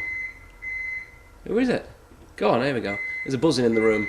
It was me and Danny Royal and Johnny Storm in a three-way. He's putting me off now. What is it? There's a buzzing in the room. And then we did commentary, which was me and Kerry Cabrero. We opened the show up at Coventry. The summer camp. How old are you? 15. Have you got any previous experience in wrestling? How tall are you? 5'2". Oh, right, you're perfect for it then. Right, let me just write your name and address down, and we'll get someone, maybe the head trainer of the FWA, who is Mark Sloan, to give you a call back. One split second, I'm just get a bit of paper here, and your name is Aubrey. It's a lovely name, Aubrey. 1 second. Is that Audrey or Aubrey? Aubrey. Right, Aubrey Sykes. S-Y-K-E-S. Yeah, and your number is there, Aubrey. 01406 423072. And that's Aubrey Sykes. You're 5'2". How much do you weigh, Aubrey? 6 stone 7. And how old are you? 15. Right, that's absolutely bloody marvellous, Aubrey. I shall get Mark Sloan, our esteemed trainer here, to give you a call. Marvellous, thank you very much. That's Aubrey Sykes. He's 5'2" and he weighs 6 stone. Right, okay. I'm ready again now. Are you sure? Yes, I'm We ready. can go on? Oh, well, Okay, Kerry Cabrero. So you wrestled Kerry Cabrero. I did. This Yeah, event.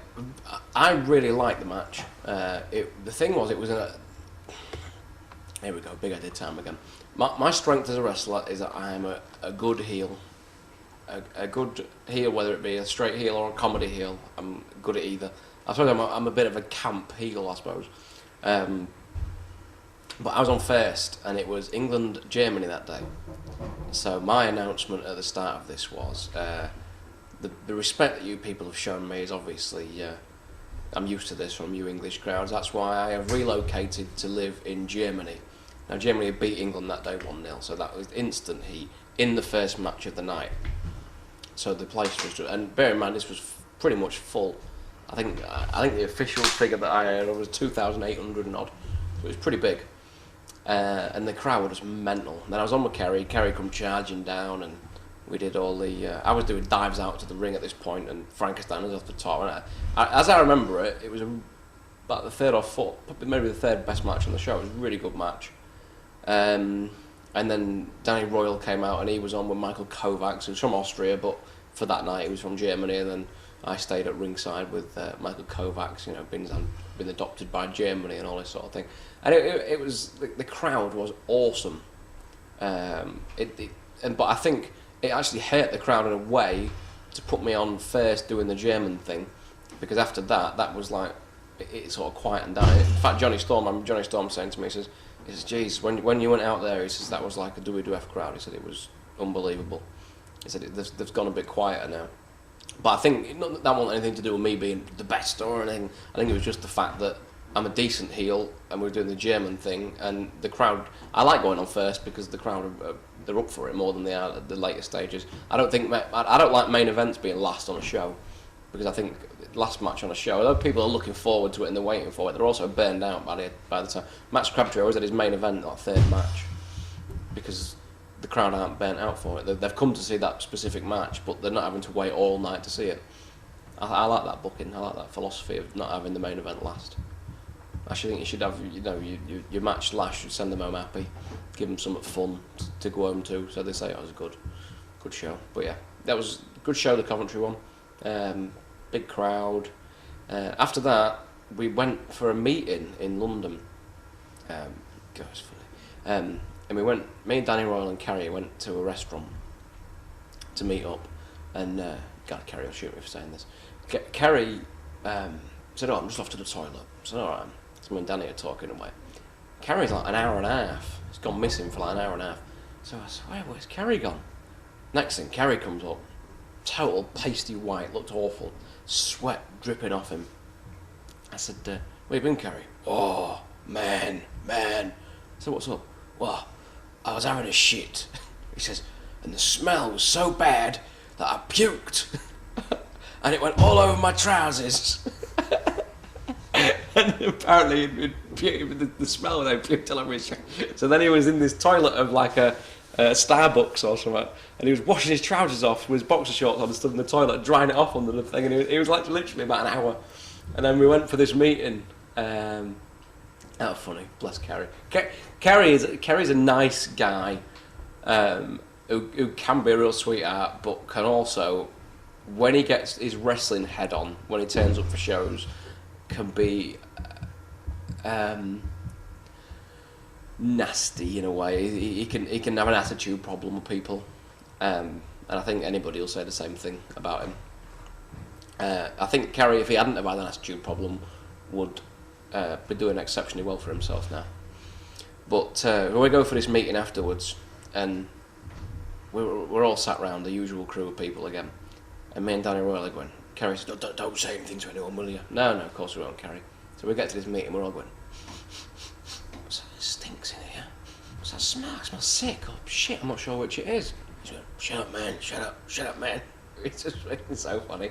But this meeting, this UCW meeting, there was, right, we're doing this, we've got a sponsor with Nike, we've got a sponsor with Sports Supply, we've got a sponsor with Asda, we've got a sponsor with Tesco, we've got a sponsor with this. They're gonna, I mentioned something about needing a new pair of trainers or something.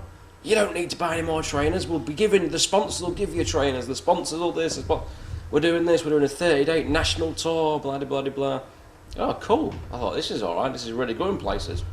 This is when I was still semi-hopeful that my wrestling career would end up where I wanted it to be.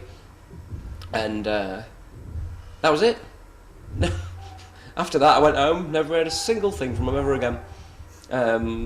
Just really odd. Never heard anything. They owed me about $2,000. And I was trying to get this money, and there used to be a woman who used to be able to try and ring to get your money off, but you could never get the money. And Danny Royal in the end went into the office. He said, have you got the money you owe me and Steve Knight?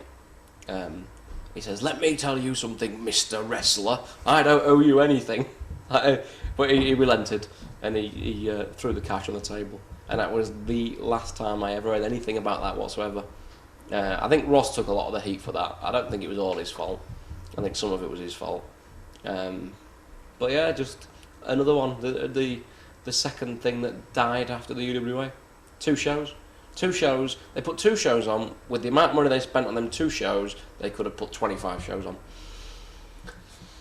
Bad business. Now, as part of the UCW, you mentioned Ross Gordon. He gave what has become quite a legendary speech backstage. Funny.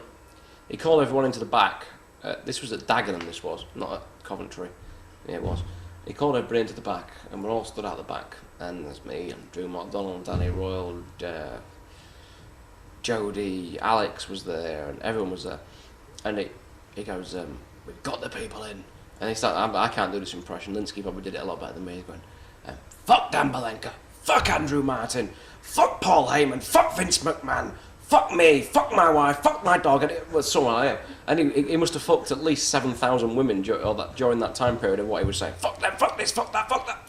And he goes, we will not be beaten! And he was going off on one, and there's this little 5'2" Scottish guy shouting off, and he'd been watching too many ECW videos. He'd watched, which, is it on Beyond the Mat or something? Yeah, where Fairly Legal show. Yeah, where Paul, and he thought it was Paul Heyman, and he was going off on this, and we were all like, And then there's a tape hanging about somewhere where Drew McDonald like starts doing the same thing, like fuck it, man, fuck it, and Drew's like, and like Ross is stood right behind him when he's saying it, but Drew didn't give a toss, obviously, but very funny, very funny.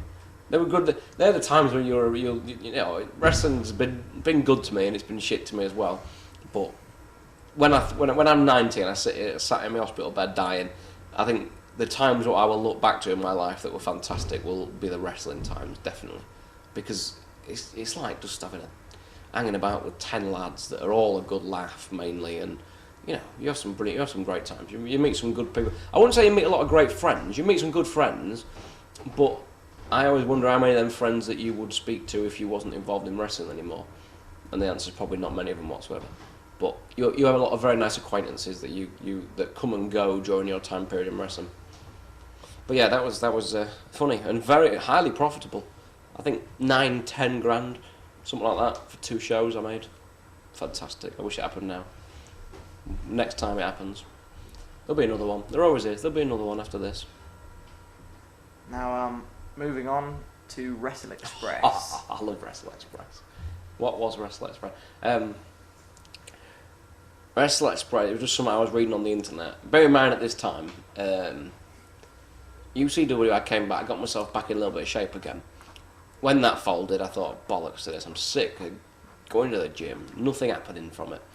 So I'd sort of more or less stopped wrestling. I was still doing bits and bobs, but my neck was still bad and things like that. But this Wrestle Express suddenly came on the internet that they were doing the commentary Skydome. They had every single wrestler in the world booked for this show. You know, Rob Van Dam, and Kurt Hennig, and Jimmy Hart, Sonny Ono, and just hundreds of wrestlers that must have been costing them thousands of pounds. Well, probably millions. So I get a phone call. They'd seen the triple threat match, me, Doug, and Kerry. They'd already spoken to Doug. Can me and Kerry go down for a meeting in London? Okay. We'll pay your expenses and everything, and we'll pay you for coming down. Okay. So I get on the train, meet up with Kerry, and Mr. William was there, Scott Future. Legend. So we get there, and we're sat waiting for this Ryan Hewson, who I'd never met or anything, didn't know anything about this show, just said they'd pay me to, I turned up. 5-star hotel by the bridge in London. Really, really posh hotel. So I'm buying, I had a Jack Daniels and Coke, and it was like £10.50 or something. Oh my God, I'm not drinking any more of them. So this Ryan Hewson finally turns up with Jimmy Hart and Sonny Ono. So the pleasant, the wrestling handshake, which I hate. Nice to meet you. Nice to meet you too. Yes, I'm Steve. No, I'm Jimmy Hart. Load of crap. Everyone knows what he is, but apart from they don't know who we are, obviously. But we knew who he was. He didn't have to introduce himself. It's all silly wrestling crap like. But so we go and have a drink. He buys the drinks at the bar. We go up to the hotel room. Well, now there's got a camera team there that are filming some promos. We all had our gear on and things, and there was me, Kerry, Mr. William, Dominator, Stu Allen, and the Flatliner. I think that's it. Oh, Johnny and Jody was there as well. So we're all sat there, and they're in on the roof of this hotel, 5-star hotel, filming promos and stuff like that. And they're filming Jimmy Hart, and we're just sat there bored out of our heads waiting in this room. I said, I'm hungry, so he comes through. Order anything you want. Anything you want, you can order. Okay, so that's a bad thing to say to 6 wrestlers in a room. So we get the menu, ring up, waiter comes in his penguin outfit, brings it through on a thing and everything like that. Could you just sign to say you've received this? I said, well, I'm not signing it. But I saw this bill, and this bill was for £680 for some food. So Ryan Hewson comes through, signs this thing, clears off, back to doing promos. We filmed a load of promos, got the day over with, went out on the night time. He paid for everyone's meal. He was in the penthouse suite of this hotel. Jimmy Hart was in the second, most expensive one. Sonny Ono was in the third one. We all had nice rooms. So it gets to the night time when he starts talking. This is one of the funniest things. It gets to the night time. Doug came down as well. So we went out for a meal. So there was me, Doug. And I left at the night time. Flatliner had gone home. Dominator had gone home. There was me, Doug, Jody, Johnny, and Kerry. So this Ryan Hewson is a total pisshead, and he's drinking bottle after bottle after bottle of wine. The best way to describe him, have you seen Lawrence Llewellyn, whatever he's called, who does the designing? That's what he looks like. So he's got this long hair, and he's got a suit on and everything, and he's drinking bottle after bottle of wine. So then he wants to discuss business with us. Now by this point he is totally sloshed, totally and utterly. So I see Johnny and Jody go over. And he's talking to him and he's going, and he's going, so they sort of walked away. Then I saw Doug go over, and this was funny. I don't know if Doug wanted me to say this or not, but it was just so funny. Doug goes and sits next to him, and he's talking to Doug, and I see him go into Doug on Doug's arm. I couldn't hear what they were saying. So Doug comes back over. I said, what was he doing? He was saying to me, you've got big muscles, Doug, let me feel your arms. I thought, this is going to be great. So I wander over. He says, Steve, I'm going to put the belts on. And he'd be talking to you, and then he'd fall asleep. And I'd be stood there looking at him like that. and then he'd go, "Shut up." So, well, I ain't said out. So I thought, oh my God, that was marvellous. So we walk away, and then we go to get our expenses, and Kerry goes up. Kerry lives in Maidstone, which is about, cost him a tenner to get there. So Kerry says, oh, can I get some expenses to come? So he says, how much? So Kerry says, oh, 30 quid. So he just opens his wallet, and he's got stacks of 50 quid notes like this. And he just goes, "Ugh," and he throws all this money at Kerry. So Kerry goes, thank you. So puts it in his pocket. So I said, can I get my expenses, please? I've travelled from Grimsby, it's cost me 90 quid. He said, how much is it? I said, 100 quid. Well, that's a lot. Now, bear in mind, they'd probably just chuck 350 quid at Kerry for a tenner's journey. I said, well, you've just given Kerry 300. I have not. I said, I can assure you I have not. And it was, honestly, it was surreal. So I managed to get my money out of him. And then I went home, thinking, oh, this will be all right. This was going out live on pay-per-view. This was going out on, and they had Mr. Perfect. And he wanted to do me, Doug, and Kerry again in the three-way thing again, live on pay-per-view. And I was, again, got back home, never heard a single thing about it. Next thing I know, he's been arrested. And his website now is hilarious, if anyone ever goes on that. Because he got took to court for it or something. For forging, I don't know what the exact thing was. He got took to court and found guilty, and now he's got the Wrestle Express website is now dedicated to injustices in crime, and his whole website is about reporting on crime from around the world and the injustice of innocent people getting sent down. He's a loon ball, total loon ball. Revival. Yes. Oh, on that one. Moving on.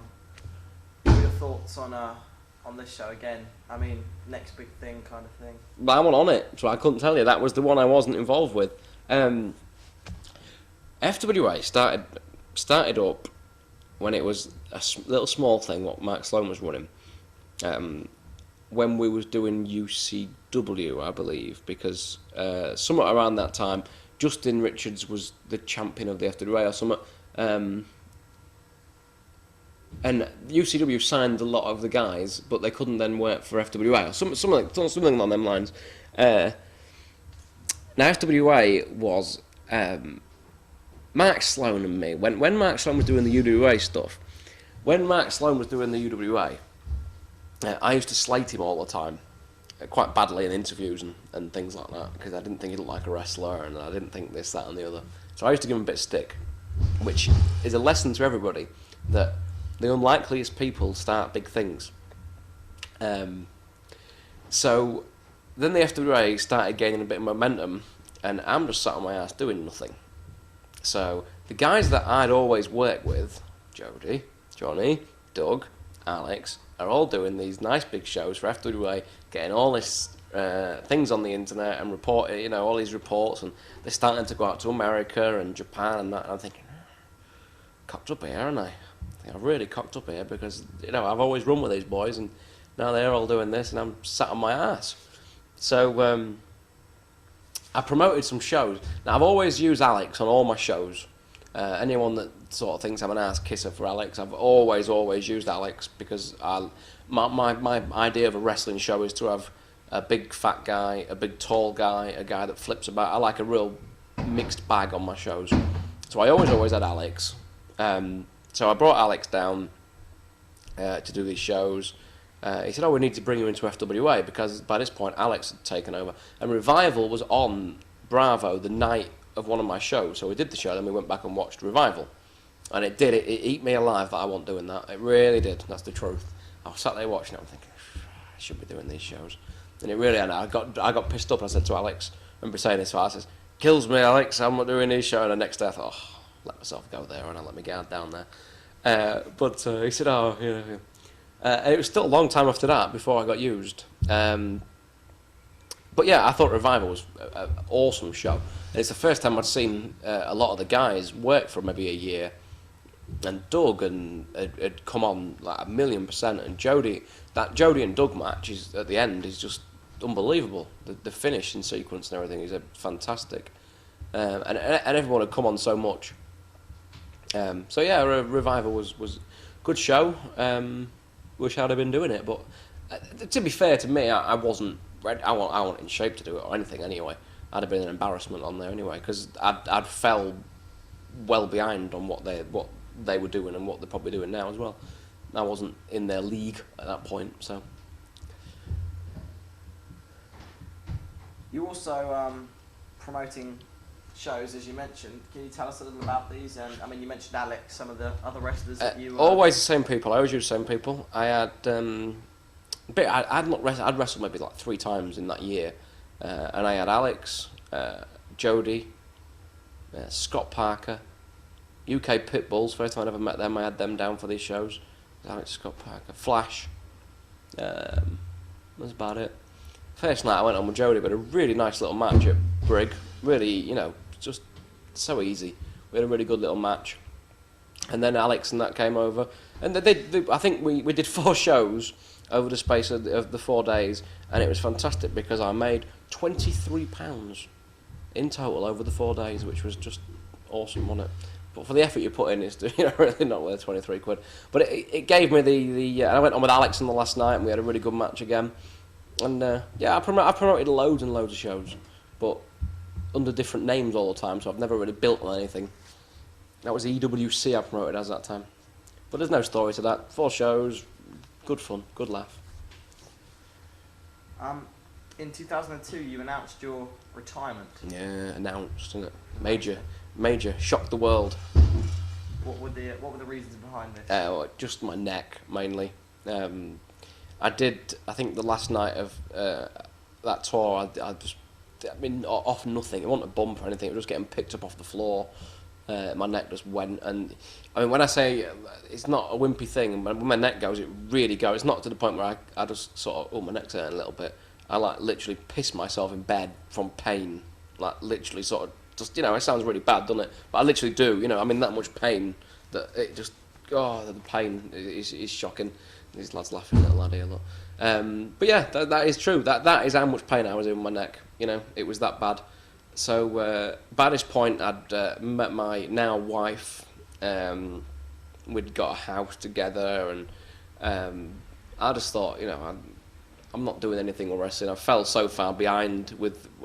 I think that if I'm truthful, the other thing was that I wasn't doing anything in wrestling. I wasn't doing the shows that I wanted to be at. I was doing crappy shows, and then I was reading on the internet about everybody else doing these decent shows, and I think that probably pissed me off in my mind.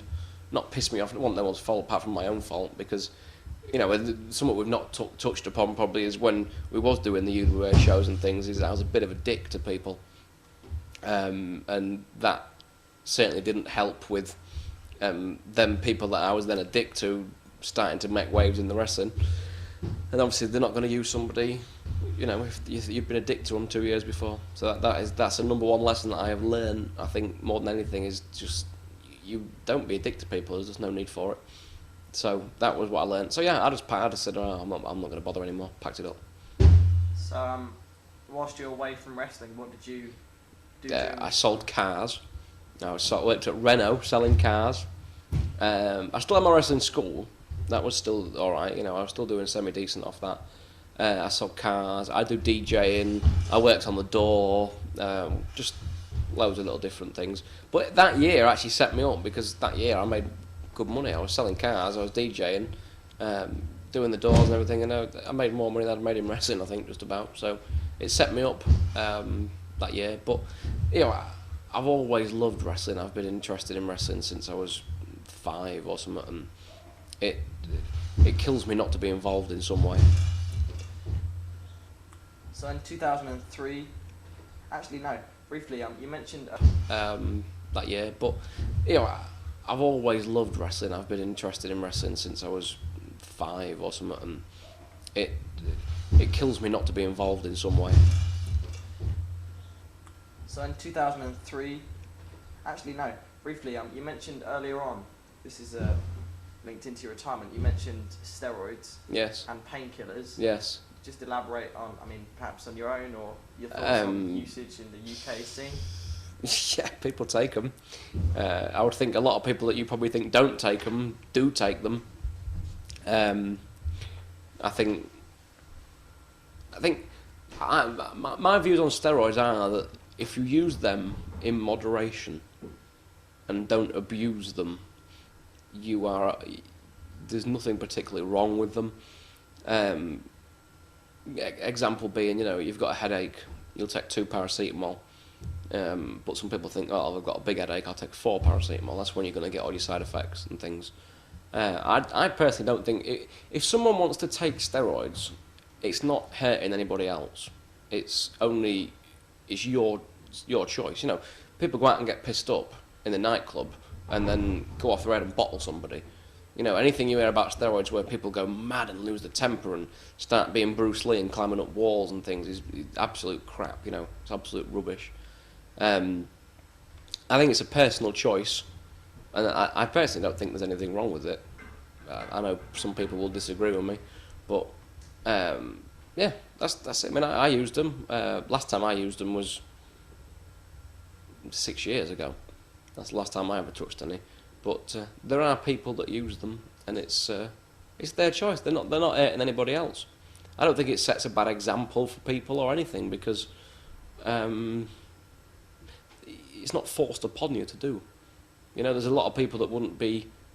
If you love wrestling, which I think 99% of people that are involved with wrestling absolutely love wrestling. That's why they get involved with it. That's why they take the shit. That's why they take the bad pay in this country. That's why promoters, they play up on the fact that they know you enjoy it, and that's why they offer you shit money and things, But I think it's a personal choice to do, and I think a lot of people won't get where they are unless they are a bit bigger. I think size is a big thing.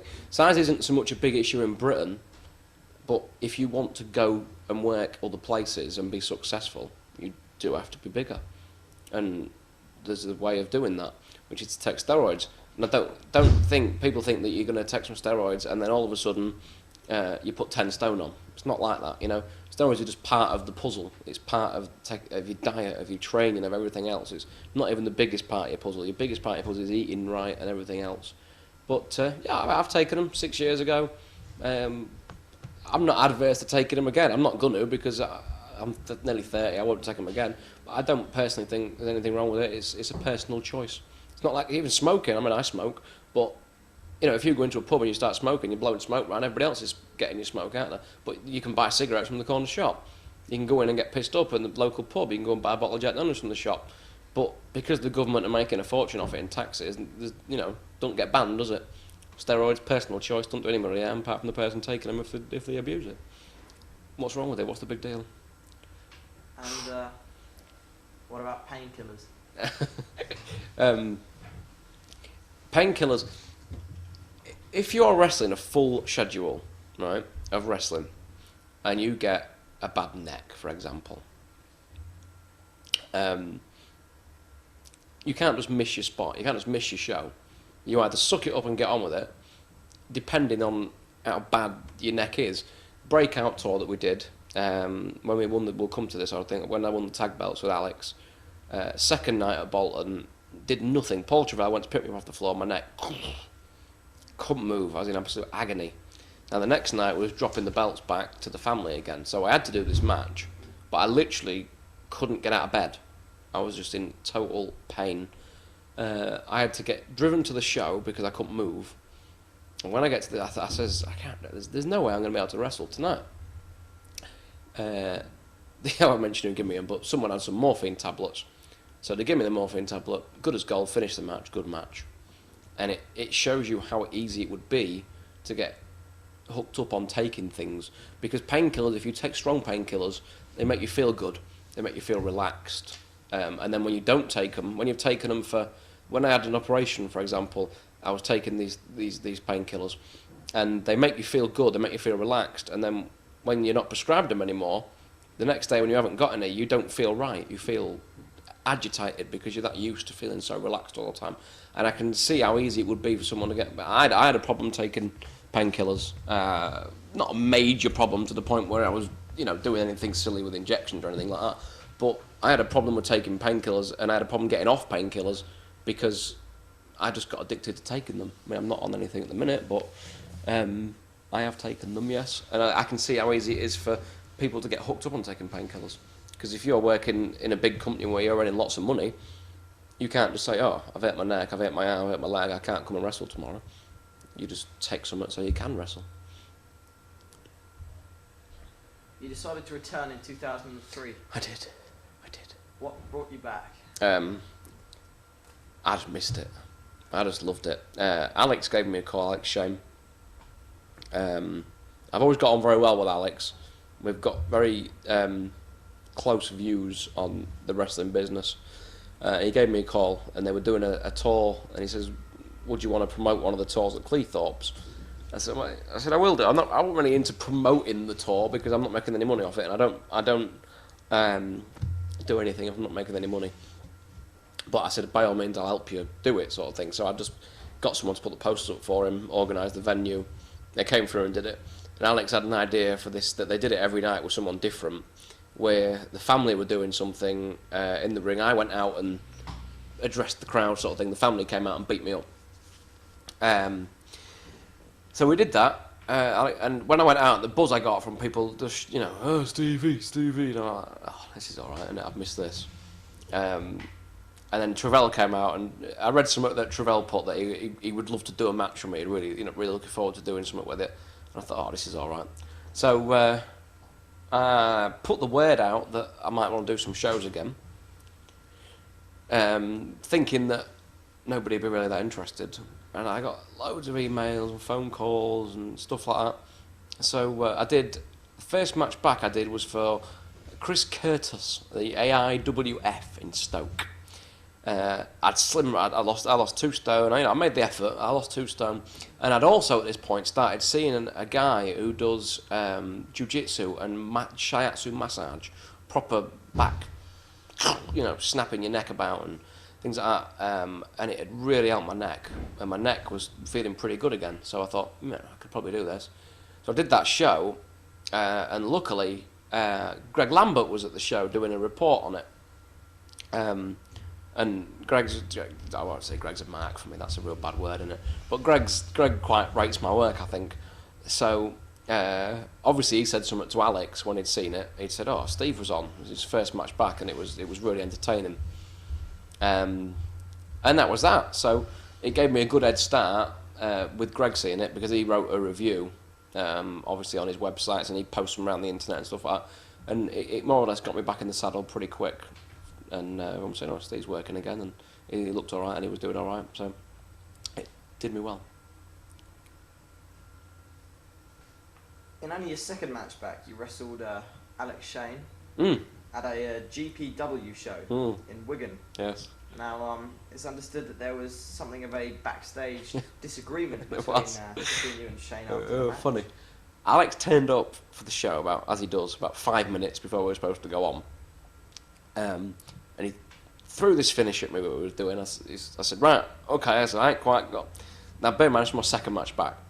So we did the match. Now, the biggest cock-up that me and Alex have in bad matches is, me and Alex always have a very good match, as long as he is the heel and I'm the face. I was the heel and he was the face. Now, Alex is 6'8", about 20 stone. I'm 5'9", 5'10", kayfabe, and like 14 stone. And I think it looks daft that I'm beating Alex up. I think it's really silly. So we did the match, and I cocked up the finish. The finish messed up. So when we got back, Alex had a pop at me in the changing rooms, a decent-ish sort of one.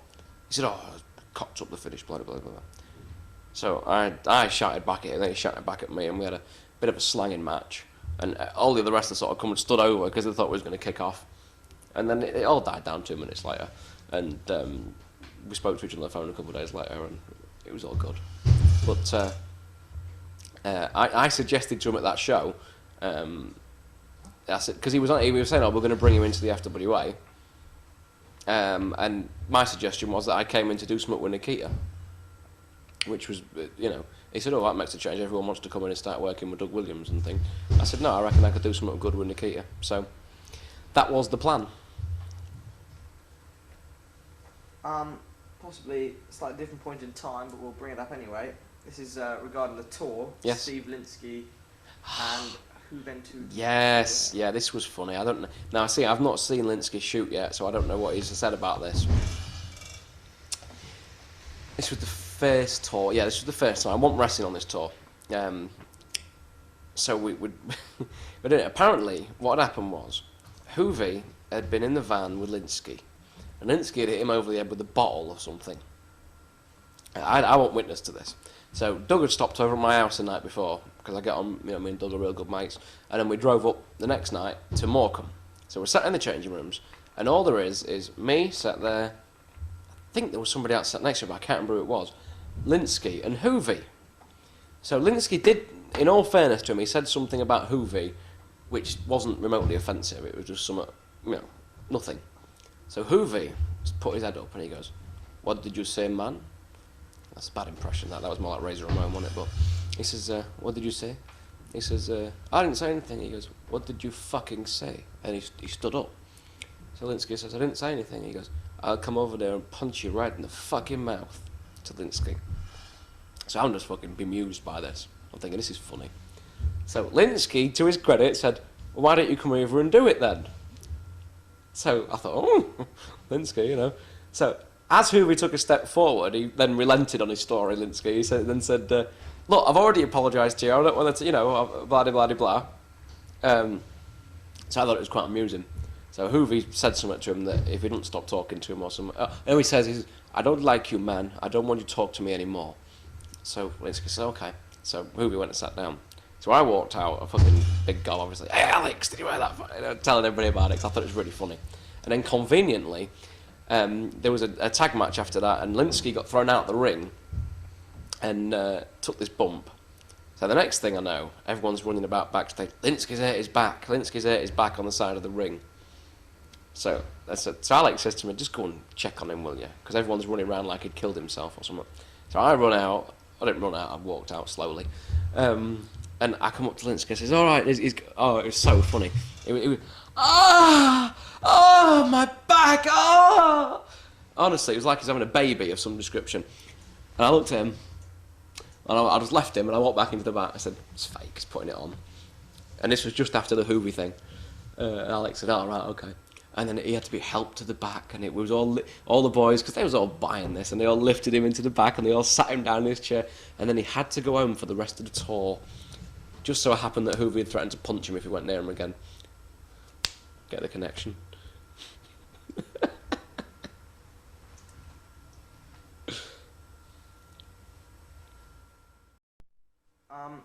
Competing every night on the tour for the FWA, how did your body hold up? Second time round, good. I don't know, because that was the actually the time my neck went. But since then, since I've been seeing this guy, he's done with the world of good. He keeps the swelling at bay. When I pack up, I'll probably have to have my neck done. But for now, it's holding up nice. I actually don't get any pain now, unless I sleep funny or something. But I don't get any pain from wrestling. I'm actually doing more now the last few months. So I'm having better matches now than I've had for 6 years. So I'm pleased with that. Did you enjoy the atmosphere backstage at the FWA shows? I love that. This is an FWA production, innit? So it sounds really, but the truth is, I absolutely love doing the FWA shows. The atmosphere is great. All the guys, there's not one person on the FWA show I don't like, which is real unusual. Everyone, I think the FWA, I say the word, I'm using a past tense in a way, had something really special going on that I think has died down a little bit, that I think with a bit of work they could get back again. But I think that there was a definite buzz that it was going somewhere. Yeah, there was a buzz that it was going somewhere and they were working towards something. Now I don't know if everybody thinks that anymore, but I think that's easily adjusted. But yeah, they have to. There's not one arsehole in the changing rooms, really isn't, which is so unusual. There's no ego. There's no even Alex Shane has chilled out so much. He's like a totally different person now. So when we first started doing the shows, he'd be wound up before the shows. He'd be hyped up, and he was thinking this and thinking that. He was getting himself wound up, but now he's so chilled. It's so different. Like, we did Morecambe recently, and really good show. Good show for the punters.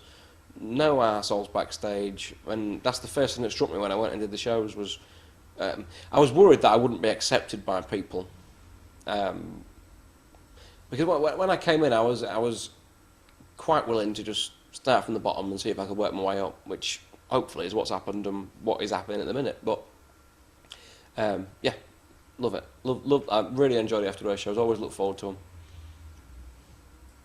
You lost the tag belts 2 days later. Shocking. But you did continue wrestling for the FWA and other promoters. Yes. Did you think that after, your time away for so long, that you would be remembered and booked as much as you were? No. I think people will book me on my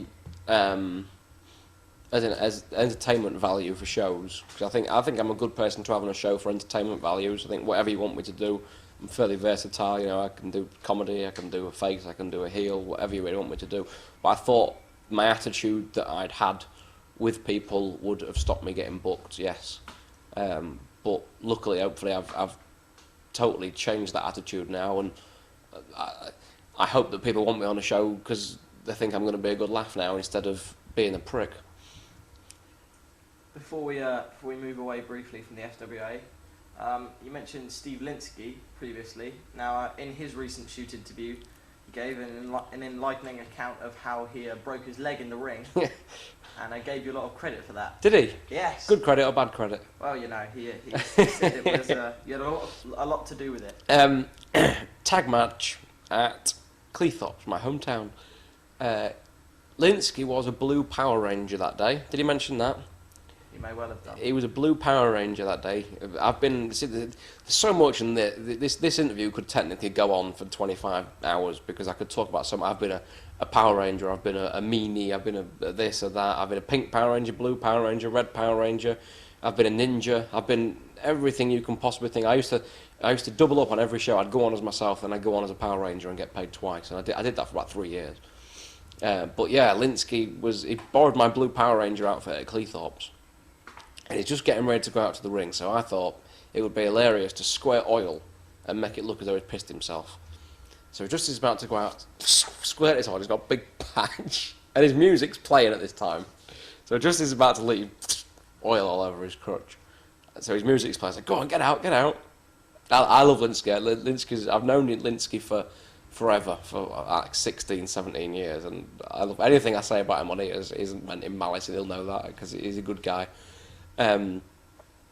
So he goes out to do the match, and it was me and a guy called Lee from Rotherham, real nice guy. He still works with Brian Dixon as Johnny Lee Cassidy, I think. And after the match, Simon starts holding his leg and said, I broke my leg. Now, Linsky cries wolf quite a lot, as he'd evident by what we've talked about earlier. So no one believed him. So I'm kicking him in his leg, and I'm going, get up, you wimp, come on, stop being an asshole. So I'm picking him up, I'm slamming him, and I'm head-maring him. I broke my leg. Ah, shut up. So we get back in the change rooms afterwards, we finish the match. And I've really hurt my legs. Oh, yeah. So it turns out he rings me up a couple of days later, and he broke his leg. And I shouldn't laugh, but we do laugh about this. So, yeah, so it turns out he broke his leg. I don't think that was the end. Linsky wasn't a terrible worker. We've had some really good little matches together. We did some match in Scotland. There was like 2,500, 3,000 people there, and his nose like bleeds really easily if you just like catch him really like tiny little bit. So we used to do a bit when it was the big show at the end of the week on a Thursday. We'd do a place called Haggerston Castle, and the atmosphere in there was brilliant. Did the England versus Scotland, and it was unreal. And you see, like that little tiny tap on his nose. You know, he used to let you do it. He didn't mind you doing it. His nose would bleed, and he'd be bleeding all over the ring, and you'd be punching him in his face. And you know, we had some really good little matches. But yeah, I don't know if that was the end of him wrestling or not. I'm not really sure. Was it? Is that what he said? I think he did bits and pieces. Yeah. I think that was Yeah. But yeah, he was. It wasn't a great worker by any stretch of the imagination. But I've seen a lot worse as well. You also began travelling to Scotland to work for the BCW. Colin Mackay. Hey. I like Colin. He's a nice man, Colin. MSN, Doug was doing a tour. MSN, Doug was doing a tour. It was over MSN. I got talking to Colin. Doug was doing a tour with the Barbarian that Colin had over. Colin brings over somebody all the time, and he gave me his MSN, see if I could get on the tour, because I just started back and I just wanted. He had 4 days, I think. I thought it'd be good cardio and stuff. So I contacted him. And he said, "Oh yeah, I know you are." He says, "We got no space on this one, but we'll bring you up for the next one." Okay. So I went up for the next one, just one show in Scotland. Went on with Tex Benedict. I didn't like the match really. It wasn't really Tex's fault. It was just I didn't like the match. But Colin really enjoyed it. And then he had me up all the time after that. He used to fly me up all the time for the shows. I really appreciate that. Broke my ribs the second time I went for it. I was on with a guy called Drew Galloway, who, mark my words, will do very well at this job. He's very good, Drew Galloway. Tall lad, good body on him, needs some exposure on this side of the border, not in Scotland all the time. But yeah, he's a real good lad. But simple thing, we did the match, and he gave me a rolling crutch for the finish. It sounds really lame, but it was a build up to a rolling crutch. And as he rolled over, he put his elbow in my rib, and it went. I was like, oh fucking hell! And yeah, I broke my ribs, which wasn't. That was the first time I ever broke my ribs, and that hurts. But yeah, he gave me his belt as well. Won his belt off Drew Galloway, I think, and then lost that to Alex in a really good match, which Colin promised me he'll give me, but he never had it yet. That was good. Yeah, he always uses me. I like going up to Scotland. I don't like Scotland, to be honest. It's cold and wet and miserable. But yeah, appreciate the work he's given me. Slightly different tack now. What are your thoughts on the old and new school attitudes? I would sum it up as this. The older guys need to accept that wrestling has changed and move on and accept that there is lots of new guys. But the new guys need to listen and learn from the old guys. That is the best way of summing it up, because if you can combine the two, you've got a great wrestler. Moving on to British Uprising 2. This was your sort of main stage debut. Was that the bomb scare one? Yeah. This was yourself and Nikita. Yeah, we just did an angle, which was great because I got paid, walked out and said about... Well, I tried to say something, but the microphone wouldn't work. And I'm trying to slag her off, and I'm going... and I think, all right, marvellous. So Elazar passes me another mic. I could have just used his head, couldn't I? To get it, because he's got a mop. Anyway, so he gives me... He's got a mop on his head, like a microphone, anyway. So he gives me the thing, and he gives me another mic, so I go... So I think I went out on Mark Sloan, actually. I walked out in front of Mark Sloan, because Mark Sloan's on with Nikita. So I slagged her off a little bit. It actually came across on the tape louder than it was on the night. And then I went out with Doug and got drunk. Simple night. I got paid full money for doing 5-minute mic time, which was great. But that was the build-up for what we was going to do with Nikita, which we did start to do, which then died, which I thought was a bit daft, actually, because we did this big build-up where they was doing some 10k bounty and things, and then they then gave it to Jane Childs to do, which then died its ass. Whereas we'd already done something, which me and Nikita were getting really good reactions to, and we had a really good match at Morecambe. I really rate Nikita. I think she's really, really good. I was really surprised by her. We had a really good match, and I think we should have gone on and done some more off it. But they just killed it off and then did something with it that then nothing happened with, which I thought was a bit odd. Do you feel, or did you feel underused by the FWA?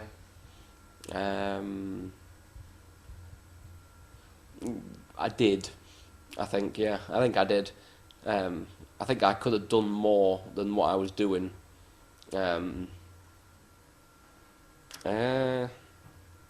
I appreciated when I started back after coming back from the injury.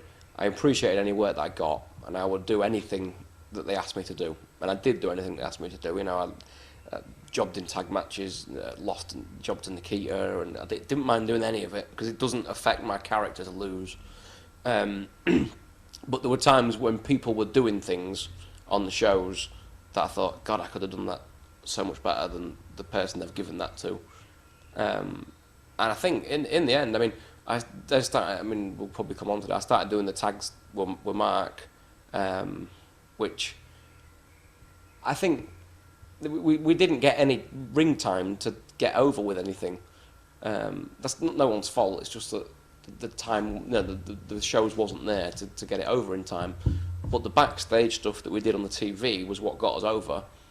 I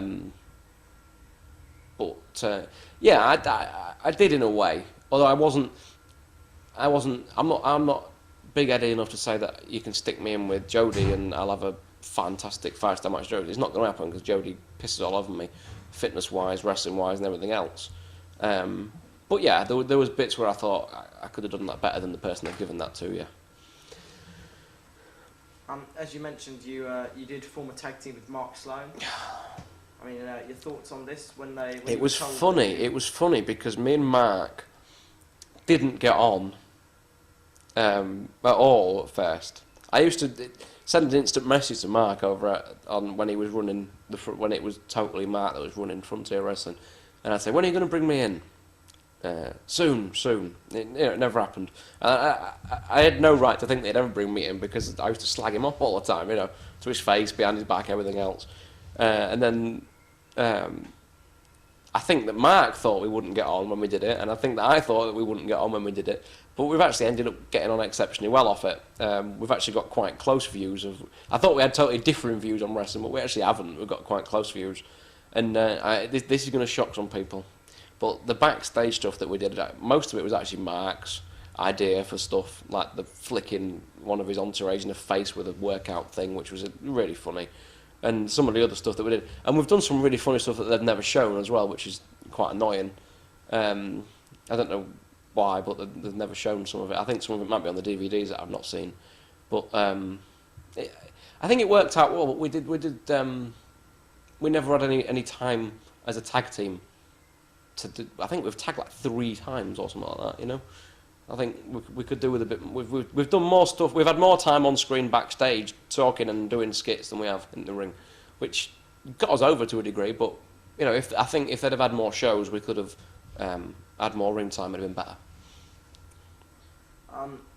You began promoting again, this time under the name of IWP. Yes. And sold out the Vulcan Arena in Hull.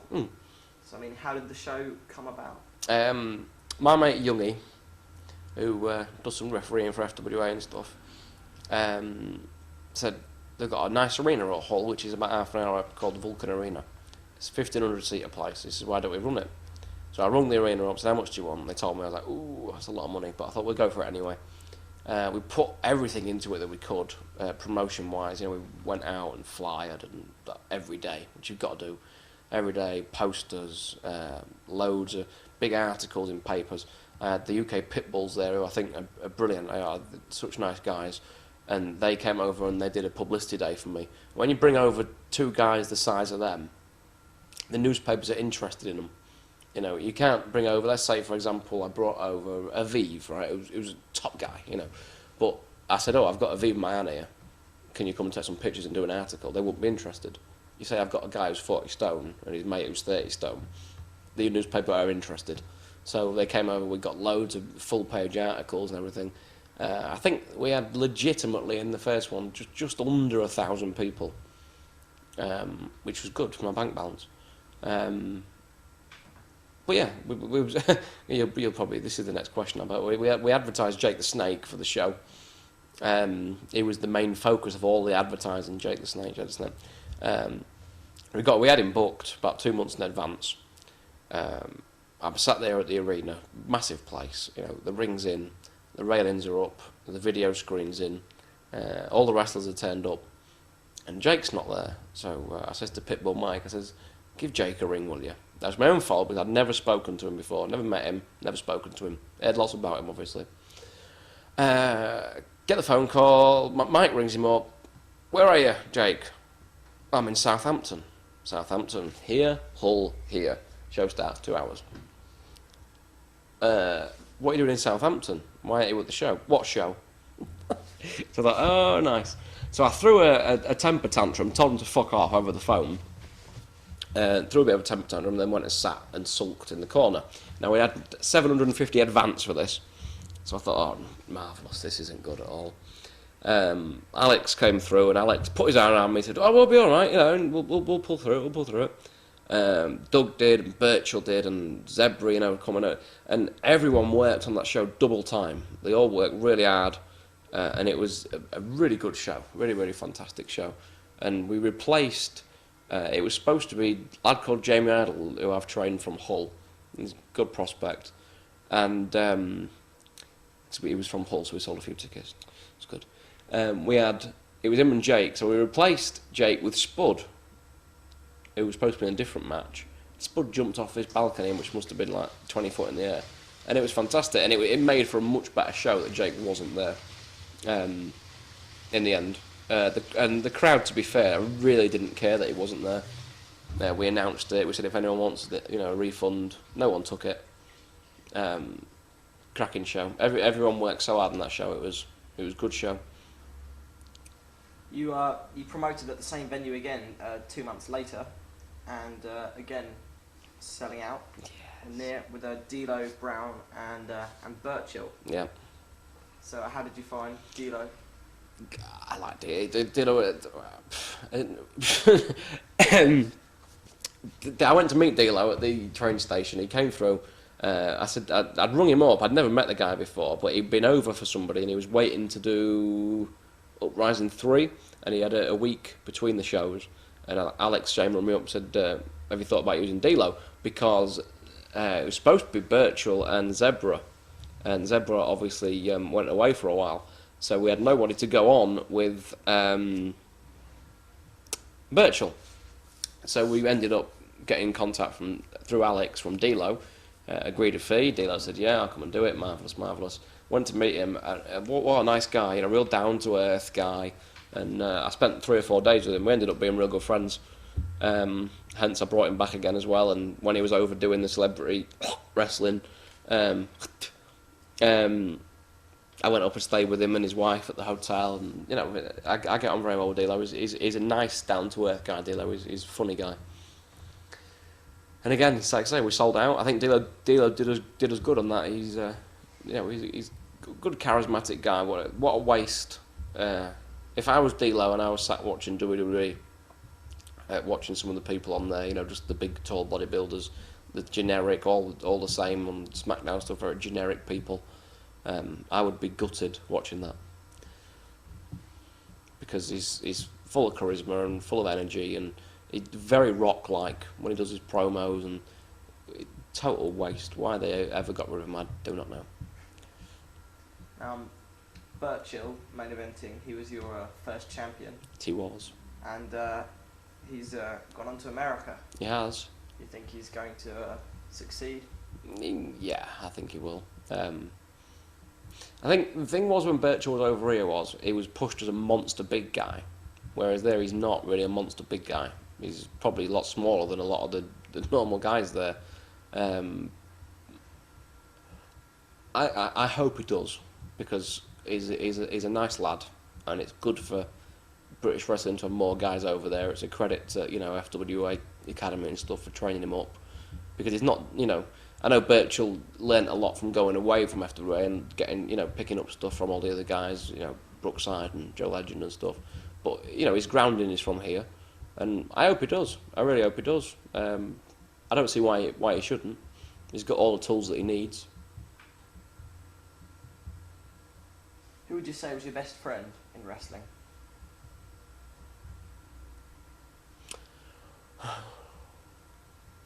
I've got a few that are on an even keel now. A few that are on an even keel. Doug Williams, I'm very good friends with Doug Williams. Alex Shane, always speaking to Alex. Pitbulls, lovely guys, Pitbulls. Steve Linsky, he's a good lad. All people that, yeah, there's so many. I haven't got one specific person that is a best friend. I think that I just get on with everybody, really. You organised a charity wrestling event for the Tsunami appeal, and it attracted over 60 wrestlers, all working for free at the show in Cleethorpes. Yes. So I mean, how did this come about? How did you manage to get so many wrestlers involved? Where I was DJing one night at the Winter Gardens in Cleethorpes, I saw a band, a sign up for loads of different bands, and the bands just volunteered and played, and anybody that paid on the door, the money went to the charity Tsunami. So I thought, oh, okay, sounds like a good idea. And then I was watching something on the news where these filthy paedophiles and stuff were going into the hospitals and claiming to be the parents of the kids and taking them out and stuff. I thought, that's just sick. So I thought, we'll try and do something for that. So I put on the one of my very few posts on the UK fan forum, I put a thing on the top of the UK fan forum saying, if there's any wrestlers that want to work the show, I thought, can you come and do it? And I thought that I might get a few new guys that, want a bit of experience or whatever. So we started off, we got an instant response from WZW, and then Magic and Conscience, and then Birchall run me up. I thought, oh, okay, here we go. And then Johnny Storm run me up, and Linsky said he was coming, and Raj, and Carl Conroy, and Aviv. We had virtually everybody there. Anybody who's anybody really came through and did it. It gave me a bit of an headache, actually, because we had, I think, about 60 wrestlers, and we had to try and cram them into a 2.5 hour show. But I think we pulled it off. Very interesting in the changing rooms on the night time, because there was the FWA guy sat here, there was the WZW guy sat here, there was the Scottish guy sat here, there was these guys, and everyone was in little pockets of where they sat.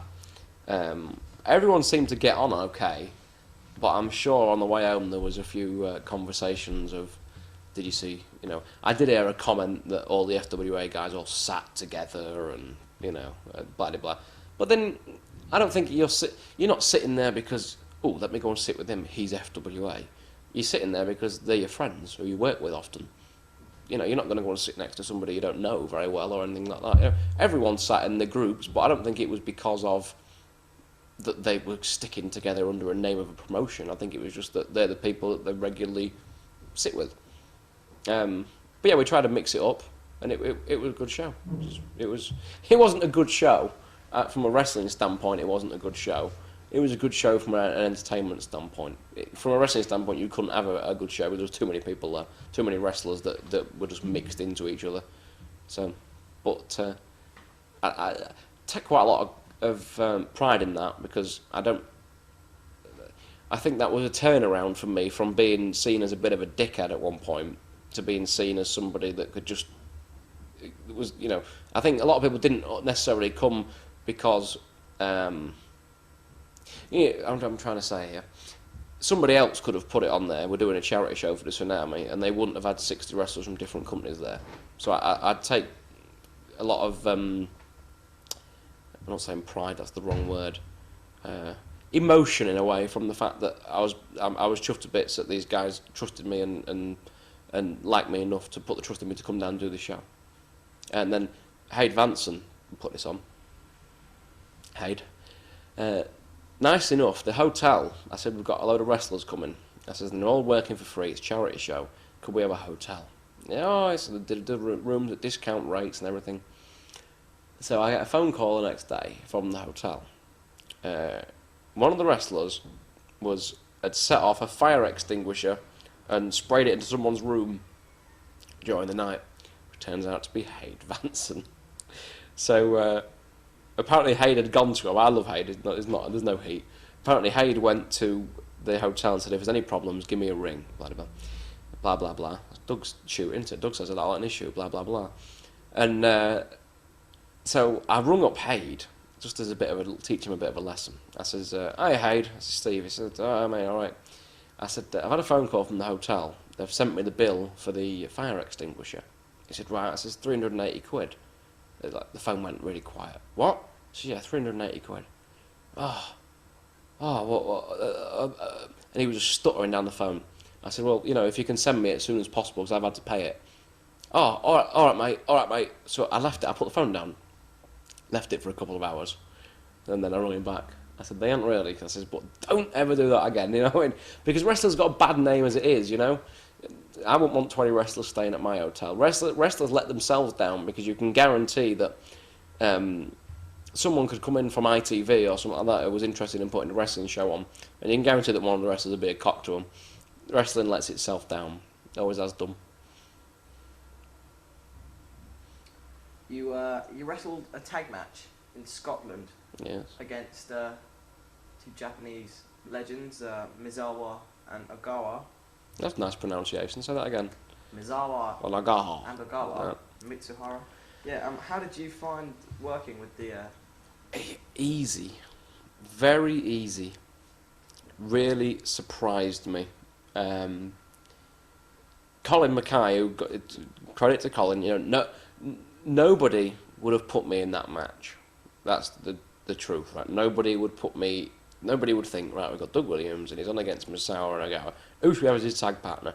What about the guy that does comedy in FWA? Nobody, you know, they wouldn't have thought of putting me in that match, but Colin had faith in me, put me in the match.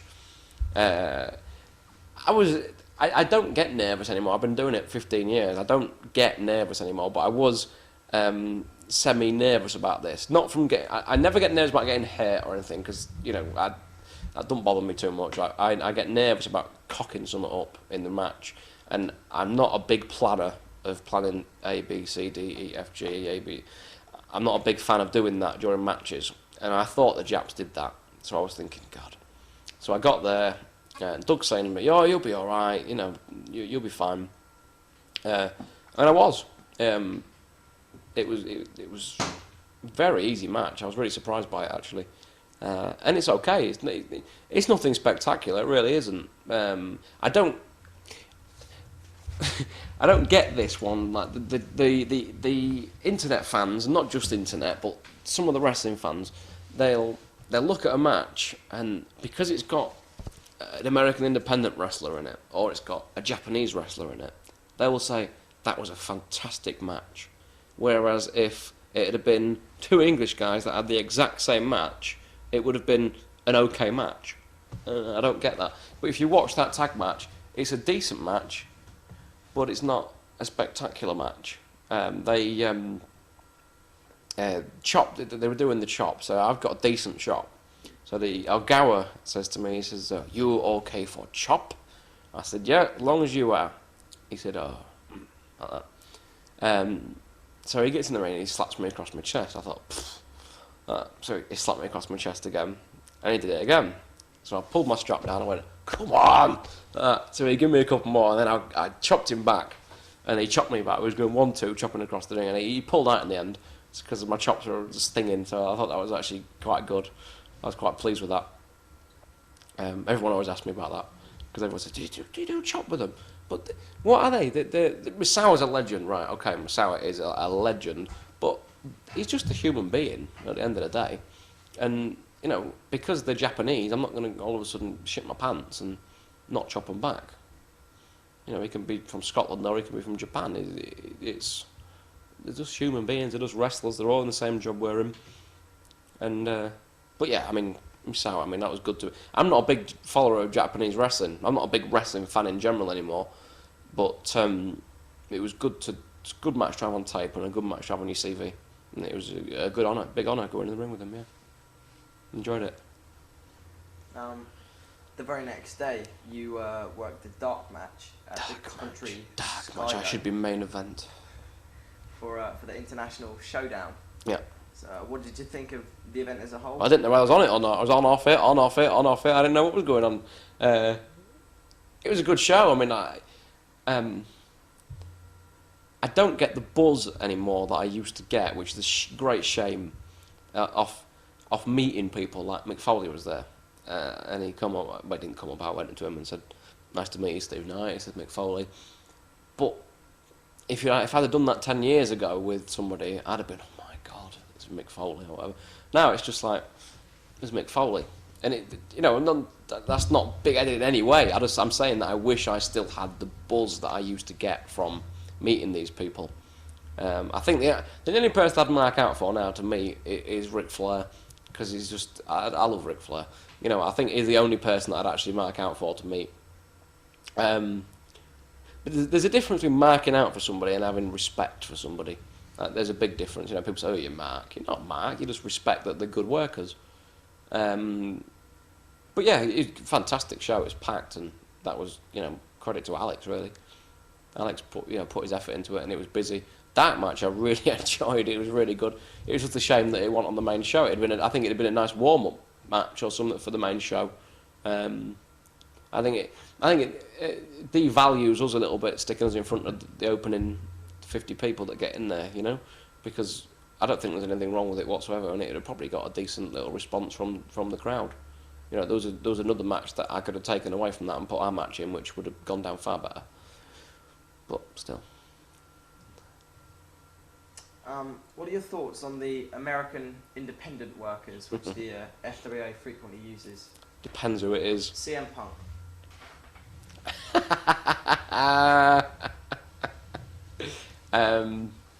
Like I say, depends who it is. They bring people over because I think they think the internet people will like to see them.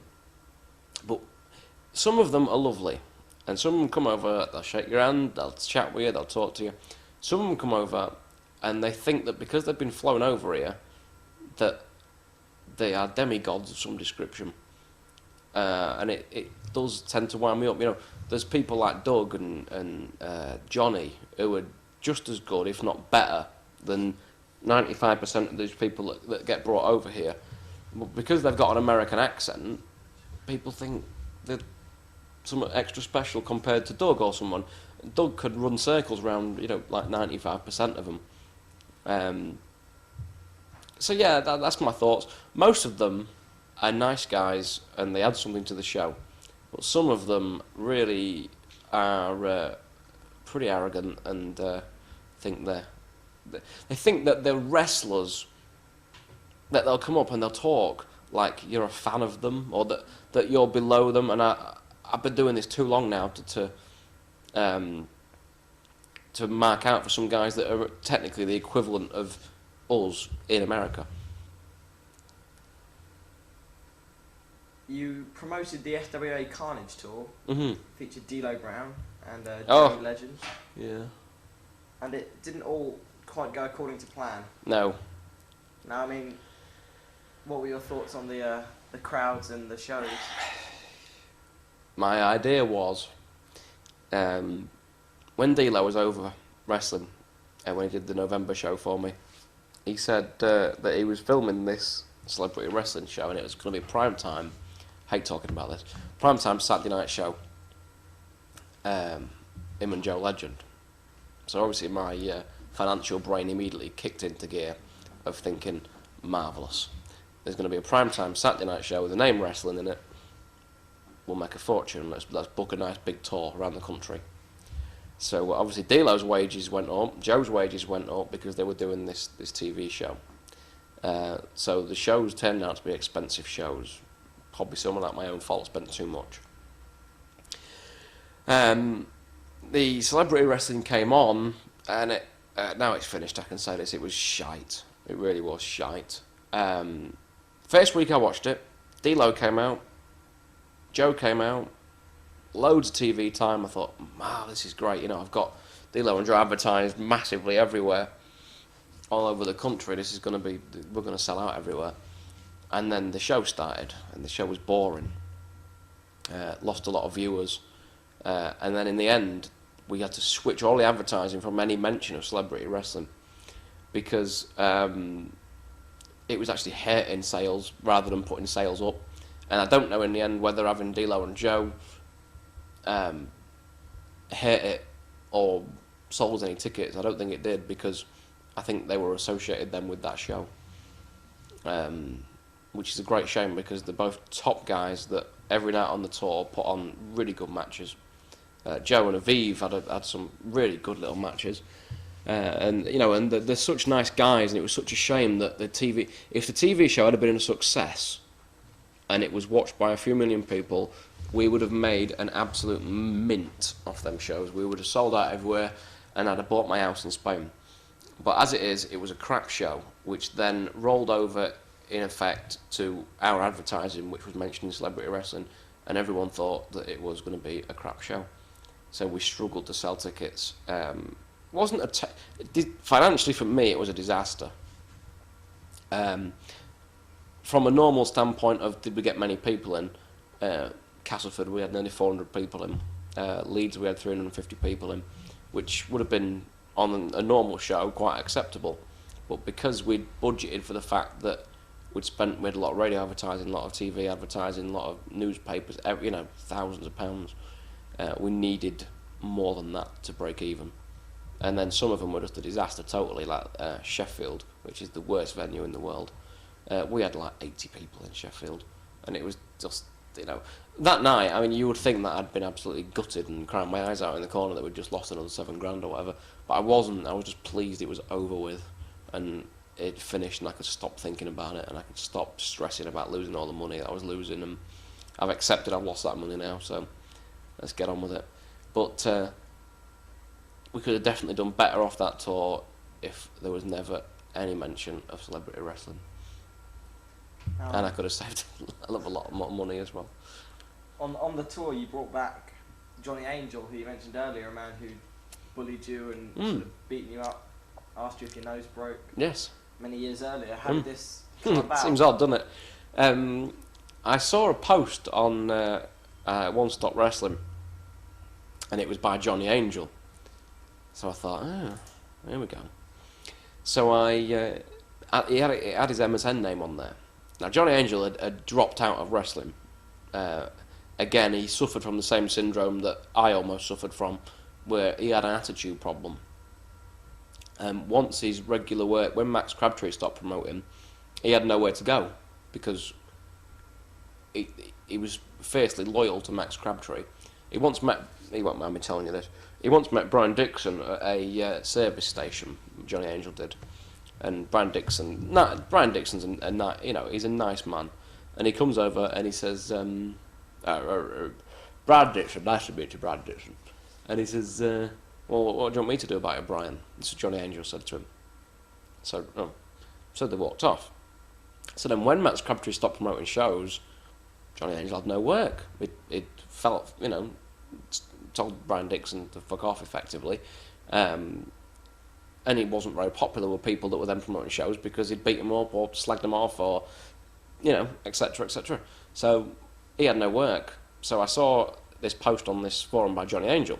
So I had it into my MSN and I sent him a message. My first message was, have you still got a major attitude problem? That was my very first message that I sent over to him. He said, who's that? I said, just answer the question, have you still got a major attitude problem? He said, is that you, Steve? I says, yeah.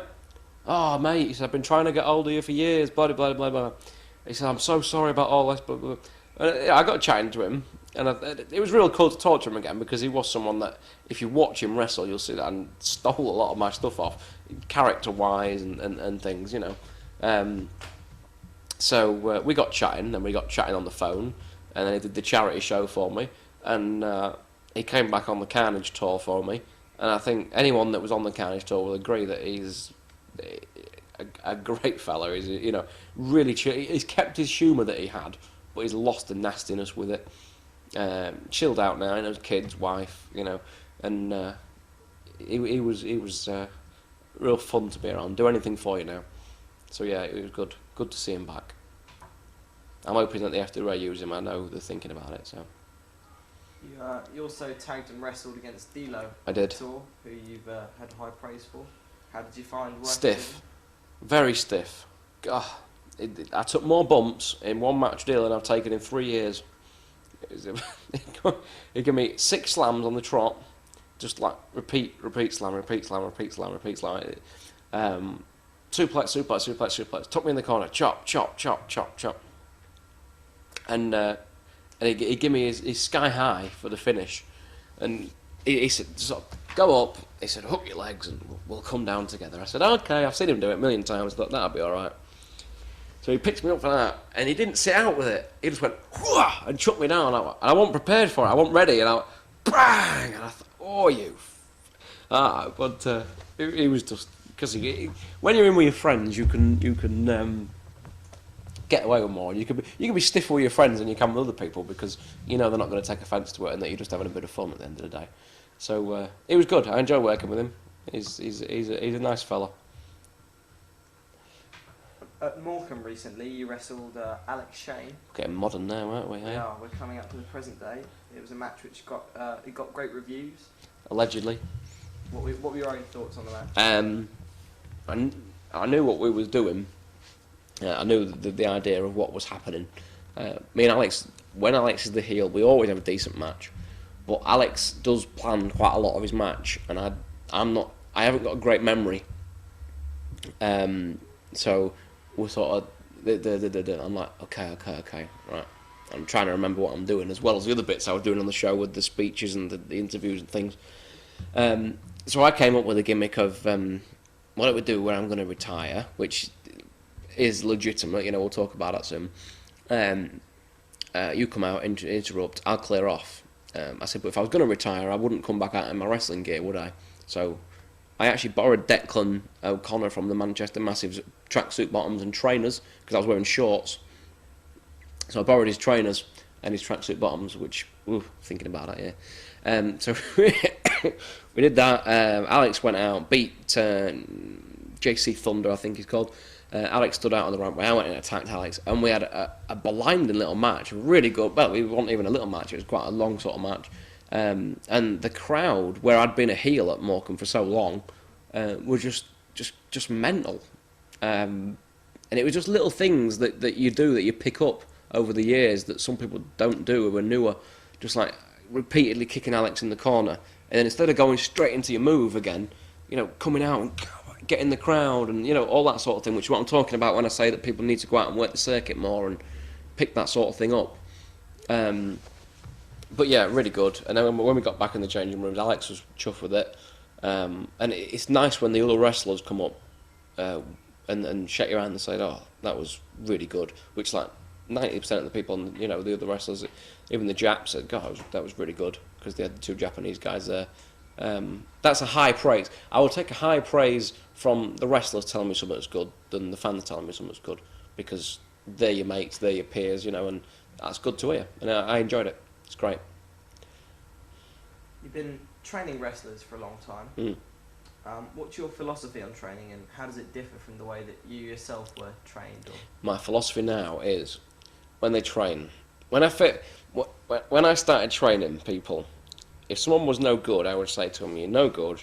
You're not going to be able to." Not in a nasty way. I would just sort of take them to one side and say, "Don't think you're going to be able to pick this job up. You're probably wasting your time coming." But then after a while, you realise that that's costing you money. Because people aren't coming anymore. And anyone that runs training schools can concur with that, So in the end, you just let them get on with it. But when I trained, it wasn't like anyone that's been to one of my training sessions, it's fun and it's a bit of a giggle and they learn while they're doing it. But when I trained, it was hard. You was getting in these people's job. You were taking jobs off them people, and they were going to make that as difficult as possible for you. And I was saying earlier, I didn't train much, and I just went in and wrestled. That's true, and it's not true. I learnt to bump, and then when I was going away and wrestling, when the ring was up, I was training before the show, and it was a lot harder than it is now, believe me. What's wrong with British wrestling? Mark Sloan. No. What's wrong with British wrestling? Difficult to pinpoint, really. I don't think there's anything wrong with British wrestling to a degree. I think if you look at Morecambe, for example, on Saturday, top to bottom, it was a decent show. It had a little bit of everything. And it was entertaining. The crowd enjoyed it. What's wrong with it, as viewed by TV executives, magazine people, and things like that, is that British wrestlers, 90% of British wrestlers don't look like what they perceive wrestlers to look like. I think that's a major part of it. If you look at Birchall, you know, there's a reason, as well as him being exceptionally good, as to why he's been taken to America, and it's not because of his hair, you know, it's because he's a big guy. I think that's a major problem. People on TV people expect wrestlers to be big people, and it's difficult to get away from that philosophy because big people can be marketed, whereas little people, unless they do something spectacular like a Jody or a Spud or something like that, can't be. I think that's a big problem. I think size is an issue. I think Alex is an excellent representative of as a British champion, and he's doing the gimmick where he's getting all the belts and things. I think it's good because Alex is a believable wrestler. He's tall, he's a big guy, and he can talk, and that's what we need. People like that, and we need more characters. We need. If you look back to 80s WWF, when I got into it, you had Ted DiBiase, the $1 Million Man, the model Rick Martel, you know, the Mountie, and that to me is you know, people have different views. That to me is what wrestling is about. It's about good wrestlers with character. Whereas if you look at it now, it's tall, muscular guys that are interchangeable. You know, you could get rid of Heidenreich and swap him over with somebody else who's tall and muscular, and nobody would notice the difference because they've got no character to what they're doing. There's no emotion. Wrestling was built on emotion. When I first started doing shows, it wasn't like it is now. It was proper crowds that believed. They believed that I was getting beat up. They believed that I was beating somebody up. And in a way, that was better to wrestle in front of, because you could feed off that emotion. Whereas now, you're putting more of an entertainment show on for them. But yeah, I think whatever the original question was, what's wrong with British wrestling, was it? I think we need more characters. I think we need more people that are organised. I think the organisation's a bad thing in British wrestling. We need TV exposure, good TV exposure. And we need, if we are going to get on TV, it needs to look as polished as the American product. Otherwise, it just looks like an inferior product of WWF, which we don't want. We need to get away from that slightly. I think we need a mix of new and old.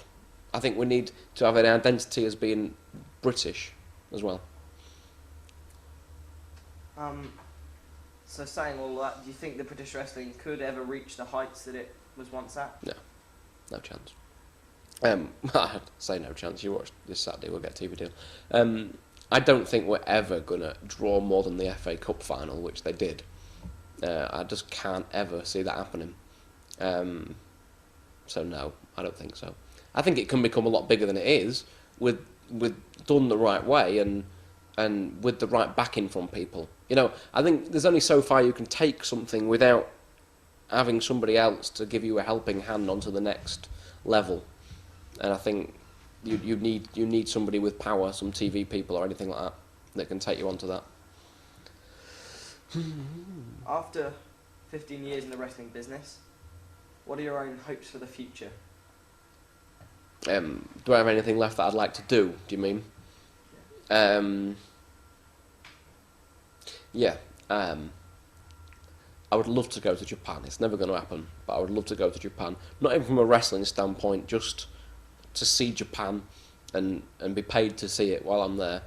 And to wrestle as well. You know, I enjoyed the Japanese thing. I found it quite suited to the style that I enjoy doing. I don't think I've got a cat in hell's chance of ever going, but you asked me what I would like to do, so I would like to go to Japan. I would like to have British wrestling somewhere where you are recognised by people that aren't wrestling fans. Does that sound really silly? But yeah, just somewhere along them lines, and just to carry on enjoying it really, because a lot of what I do now is for fun, and just to carry on and just enjoy what I'm doing. Any standout moments in your 15 years that you haven't mentioned? Yeah, biggest buzzes I've had, right, which are some really silly ones. Did something at Brock Spawn recently, where I ran out. Mark Sloan was on with Stevie Lim. I ran out at the end, went to pick Mark Sloan before Mark Sloan walked off, left me in the ring. Up until this point, Brock Spawn and things like that just wasn't over. Just wasn't getting over with a gimmick or anything. And then I got in the ring, Mark Sloan left, and the crowd all started shouting my name. They were, Stevie. I'm like, okay. And it was weird, because I wasn't expecting it. That's what swung me a little bit. And that was a good moment. I got a real buzz off that, because it was kind of like I'd done nothing to warrant it, really, and they all started shouting it, and that was a real buzz, that was. I got backstage, I was like, my God, why did that happen? So I was chuffed to bits with that. But the biggest thing that I am proud of in my career is that I have wrestled most of the people that I used to pay to go and see from the British shows. Because, you know, it didn't matter to me that it was they were British. They were just wrestlers that I used to go and see. So then when I'm wrestling these people, it's marvellous. I used to think, you know, Danny Collins and Marty Jones, Skull Murphy, Jarrett A-Stacks, tagged with Big Daddy, tagged with Dynamite Kid, did a tag match with Dynamite Kid. Just all these things. They're the things that I'll take with me as being things that I think, you know, bollocks to everybody. I did that, and nobody can take that away from me. And on the flip side, any regrets or anything you did differently? Yeah, I wouldn't have been a tit to people at certain points in my career.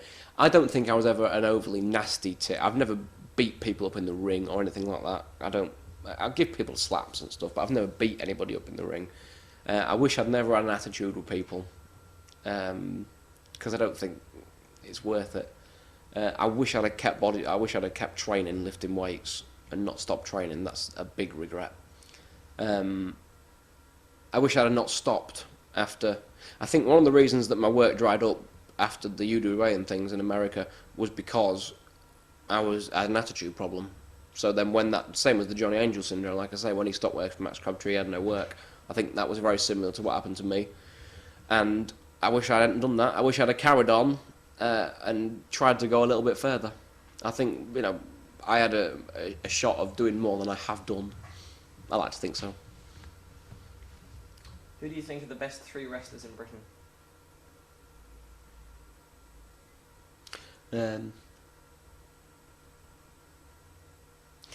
Wrestlers as in technical wrestlers, or wrestlers as in workers overall? Whatever your interpretation. Workers over. Johnny Storm, good at everything.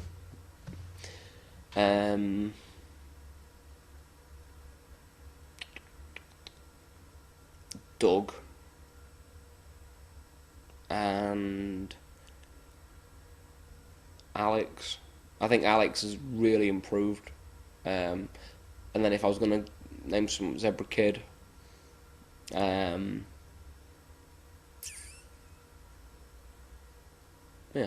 they would be my 4 picks. Each for something different, though. Zebra's fantastic with the crowd. You know, he really draws the crowd.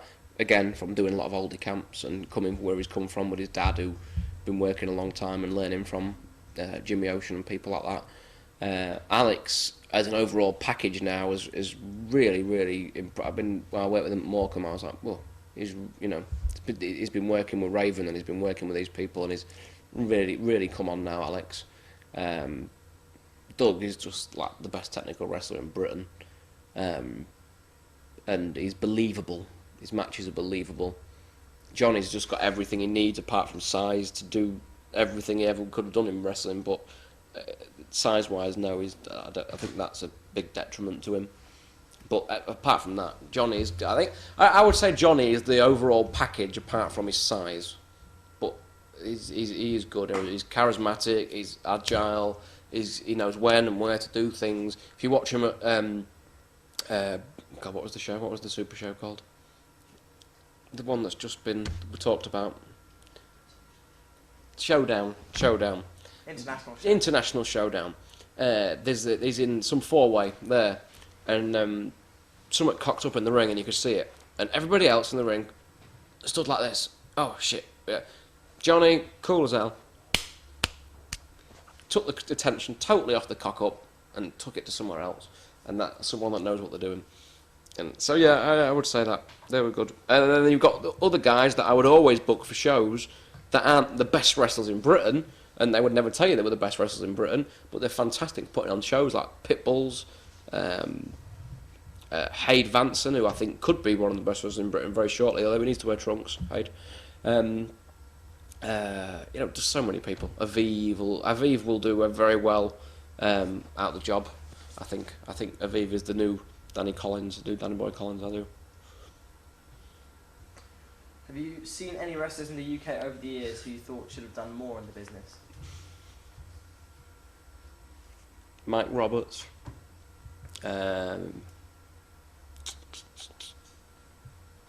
Big Puppet now. Who? It's a good point, that. I don't know, I can't think of anybody. People that should have... There's probably Doc Dean. Doc Dean was fantastic, and Doc Dean went out to America and got married or something and stopped wrestling. Doc Dean should have done very well out of it. But yeah, probably lots of people that were put off by the shitty business that it can be and stopped. You've mentioned it a little earlier on. If you care to elaborate, what do you think are your strengths and weaknesses as a wrestler? My weaknesses are I'm not overly fit. I smoke. I drink. I'm not a heavy drinker, but I do drink maybe once a week. I smoke, which I shouldn't.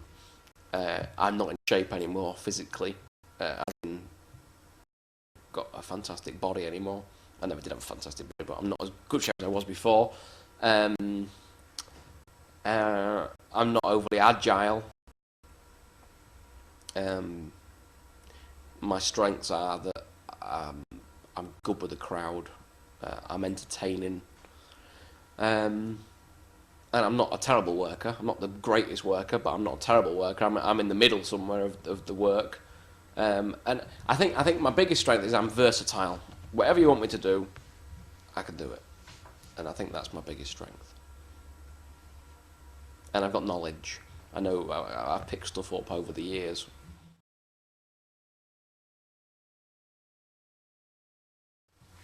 What advice would you give to somebody wanting to get into the wrestling business in the UK?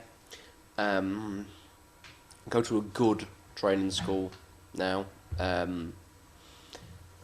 good one. There's a lot of very bad ones about. My take on that is if you've never heard of the person that's training you, and the person that's training you has never done anything in the wrestling business, then don't bother going there.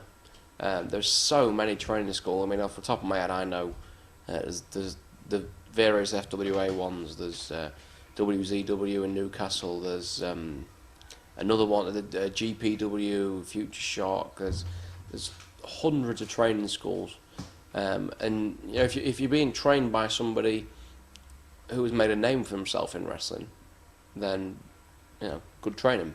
But if you've never heard of the people who are training you, then how are they gonna, if they're no good themselves, if they've never been good enough themselves to get anywhere, how would they be able to train you to be a decent wrestler?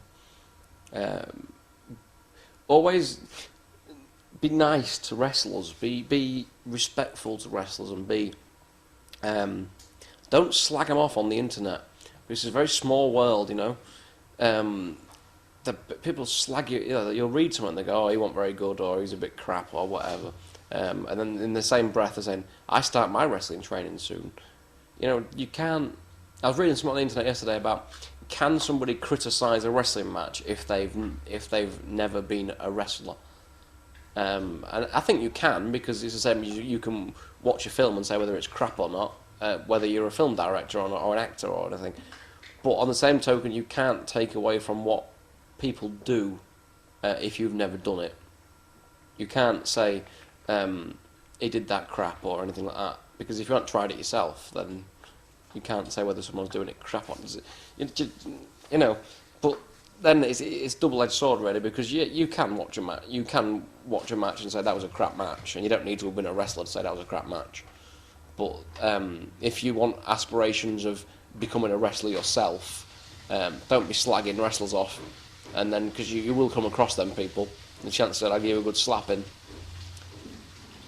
Now, as you mentioned, you're moving to Costa Blanca in Spain. 3 weeks. 3 weeks' time. Is this the end of Stevie Knight the wrestler? I hope not. In a way, I wish it was. In a way, I hope I go out to Spain. Wrestling has hampered my life. in a certain way, because you get to be a little bit older. I mean, I'm 29. I'm not old. I've got but I'm not rich off wrestling. I don't want to be a 40-year-old, 45-year-old, 50-year-old wrestler. There's a lot of them in this country that are still traipsing about, doing the shows, earning themselves a piddly amount of money, and they've got nothing to show for. The only thing they've got to show for the years of wrestling is real good memories. Which is, if you're happy with that, that's fine. But I don't want to be like that. I want to be financially secure when I'm older. So in a way, I hope it would be. I hope that I go to Spain, people bring me up and say, "Can you come and do a show for me?" And I don't want to do it because I can't be bothered to fly back to England. And I get the wrestling out of my system, because wrestling's been my life for years, and it would be nice. Wrestling's messed up so much for me in a way. Like, I've had good jobs, I've been and got jobs, and I've got promoted, and I've been earning decent money, and then someone rang me up, "Oh, I've got a tour of Dubai next week if you want to do it." And I'll leave my job and go and do the tour of Dubai wrestling. And in a way, that's been a detriment to my life. But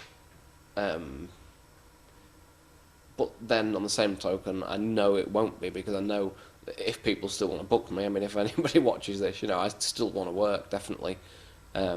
Flights are next to nothing to get back, for the world's a small place now, So, no, it's not the plan. It's not the plan, but obviously people aren't gonna fly me in if it's going to cost them a fortune. But certainly not. I certainly hope to be still wrestling, and I certainly hope to set up something. My grounding is in wrestling. I've got good knowledge of wrestling, whether it be actual wrestling, promoting, training. I've done pretty much everything with it. My plan is to try and set something up in Spain, because there is no wrestling in Spain. So hopefully we can catch on to something and get a bit of a fad going, and make some money that way in Spain. Now, word association. Of course, you've got to do it. You've got to do it. Mandatory. FWA. Could have gone on to something really big. Got derailed. Hopefully we'll get back on the rails again. Alex Shane. Massively improved. When I first met him, was not very good at all, but has now become, as I said in the earlier question, one of the most well-rounded workers in Europe, technically. I'm surprised that he doesn't get asked to go like Doug does and do other shows in Europe and things, to be honest. Because bear in mind that Alex is 6'8" and like 20 stone. So obviously he's not going to do things that some other people do. So he has to work with what he does do, and he's now got the balance, I think, of what he should be doing. Whereas before he was trying to work like a lightweight. But I think he's now got the total package of what he needs to be doing. All-star promotions. Brian Dixon, a waste in a way, because they've got all the nice venues. I mean, the amount of venues that I rung trying to book this tour that I did, and they were, we have All-Star, we have All-Star. He's got so much, but he is money-minded, which is fine. Nothing wrong with that. Everyone wants to make some money. But then on the same token, there's a massive opportunity there to make wrestling really popular, and I wish he would do that more. I wish he would put some focus on, his wrestlers instead of his merchandise all the time. UWA. Fun while it lasted. Mad Dog McPhee. Mad Dog McPhee. Rotten. Awful. Mad Dog McPhee walked up to. I think he was another one of the Hammerlock guys that came from Hammerlock, but he was like one of the worst ones. And I can remember at Blackpool, he went up to Flash Barker and he says to Phil, "What happened to your blonde hair?" And Phil's like the nicest man in the world. "Oh, it'll let it grow out." Well, he's just thinking about that. "What's happened to your body?" That's what he said to Flash. Flash was like, and there's a guy like who has done nothing in the wrestling business, who knows nothing, and is going up asking questions to people that have got a name and are good workers, and that really annoyed me, I have to say. But probably annoyed Phil more. UCW.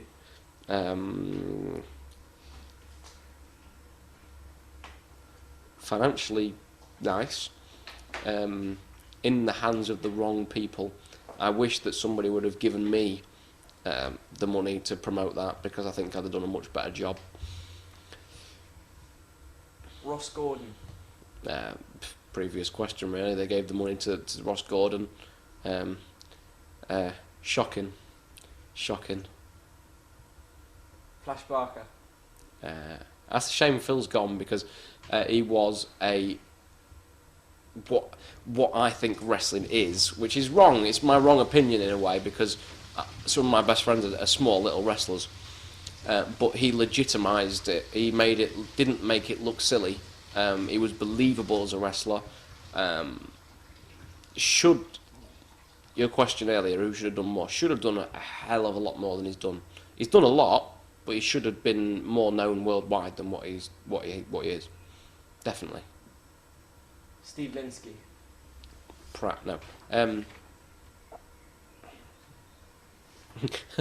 All right in small doses.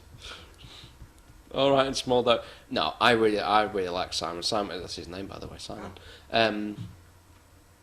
Nice guy. I speak to him quite regular. Good referee. I think he's a really good referee, and I think he's sometimes a little bit too friendly with people. Not in a gay way. I mean, like in a familiarity. What's that word? Familiarity. That's the word. With like some of the visiting Americans and things, that I think they get a bit pissed off with it. Doug Williams.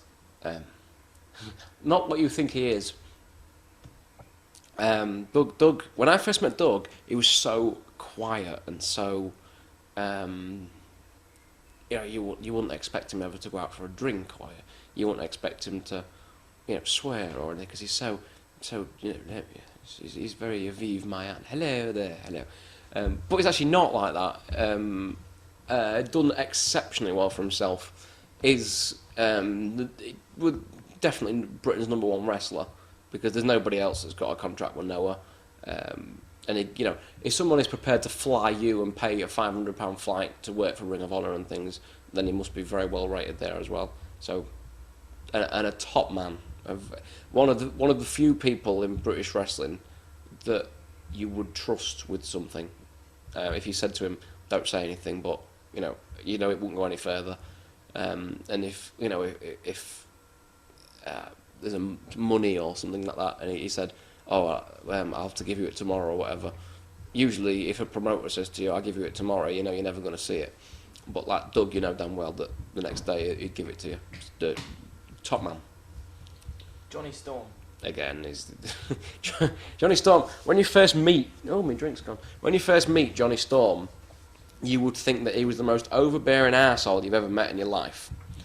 I met him first at a EWW show, and he'd just left Hammerlock, and he's a little guy, pale, with long black hair, looked like a she-boy, whatever they're called. And he come in, and he's going, X-Pac, and he's shouting about WWF, and he's doing this, and I thought, my God, he's doing my head in. And then I met him again afterwards, and he's doing my head in. But when you actually get to know him, he's great, and he's a real nice guy. And yeah, he's all right. He's a nice fella. I like him.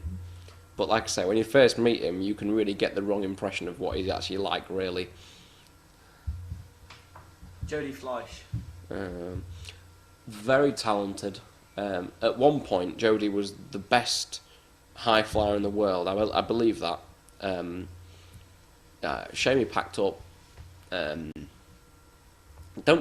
not seen him since he came back, so I don't know if he's working regular again or whatever he's doing. I'm not sure. But Jody, people just look at Jody for his flying, and they say Jody's a great flyer. But it's so much more to him than that. Like, his selling is the best selling out of anyone in Britain. You really think you'd kill Jody when you did something. You'd actually look at him and you'd go, "Oh shit, have I hurt him?" And you hadn't. His just selling was just so good. And Jody makes his opponents look exceptionally good.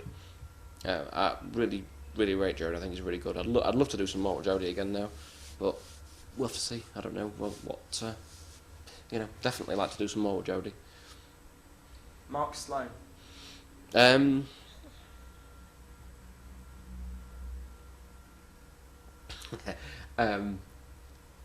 Mark, as a wrestler, is technically fantastic.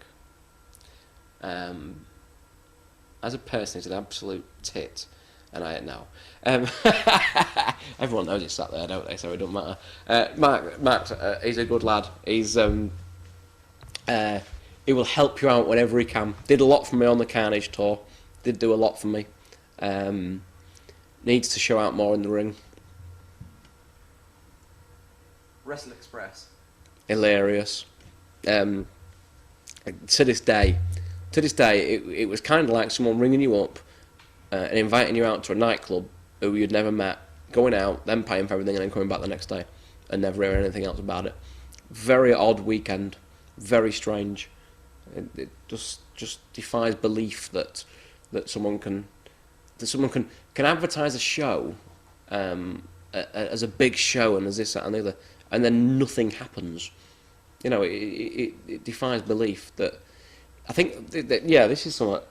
I think the FWA got where it did, and got where it has, because it built slowly. It didn't go in and say, this is the new big promotion in Britain.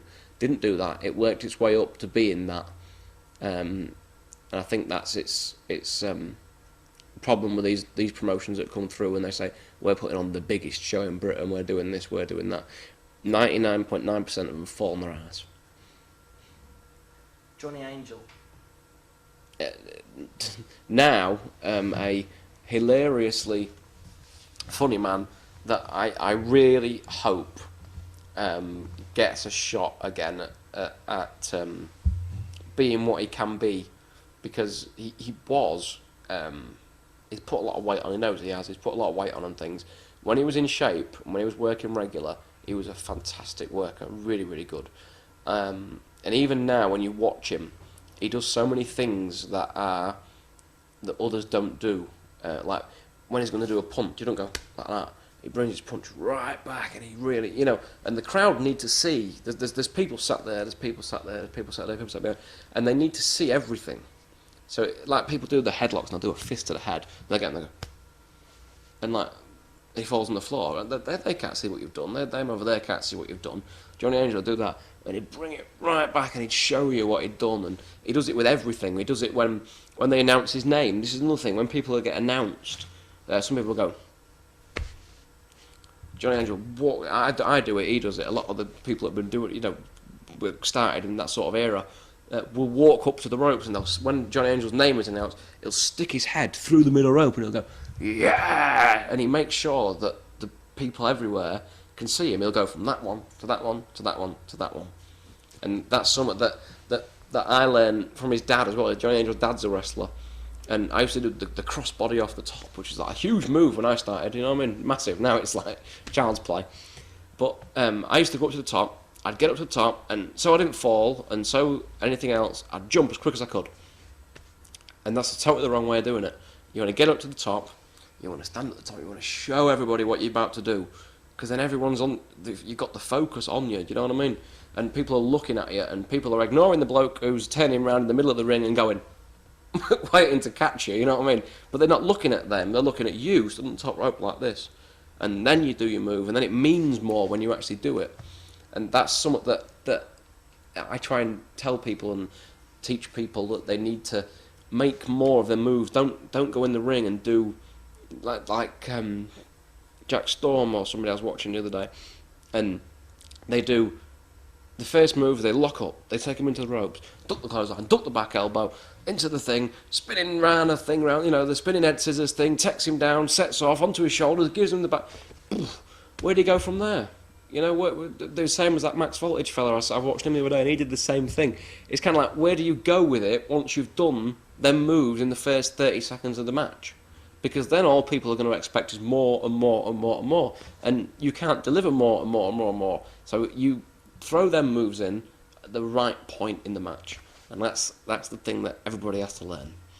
Who was we talking about there? Ooh, Johnny Angel. That's what we've led to. Yeah. James Ty. James Ty is a fantastic technical wrestler. I was watching him and Aviv on one of the shows I put on, and he's so good at what he's doing. Needed to turn heel because as a face he was bland, really bland. As a heel, he's not outstandingly charismatic, but I think it definitely suits him more. He needs to be a good character in wrestling. I think should be an extension of what you are in real life, so multiplied.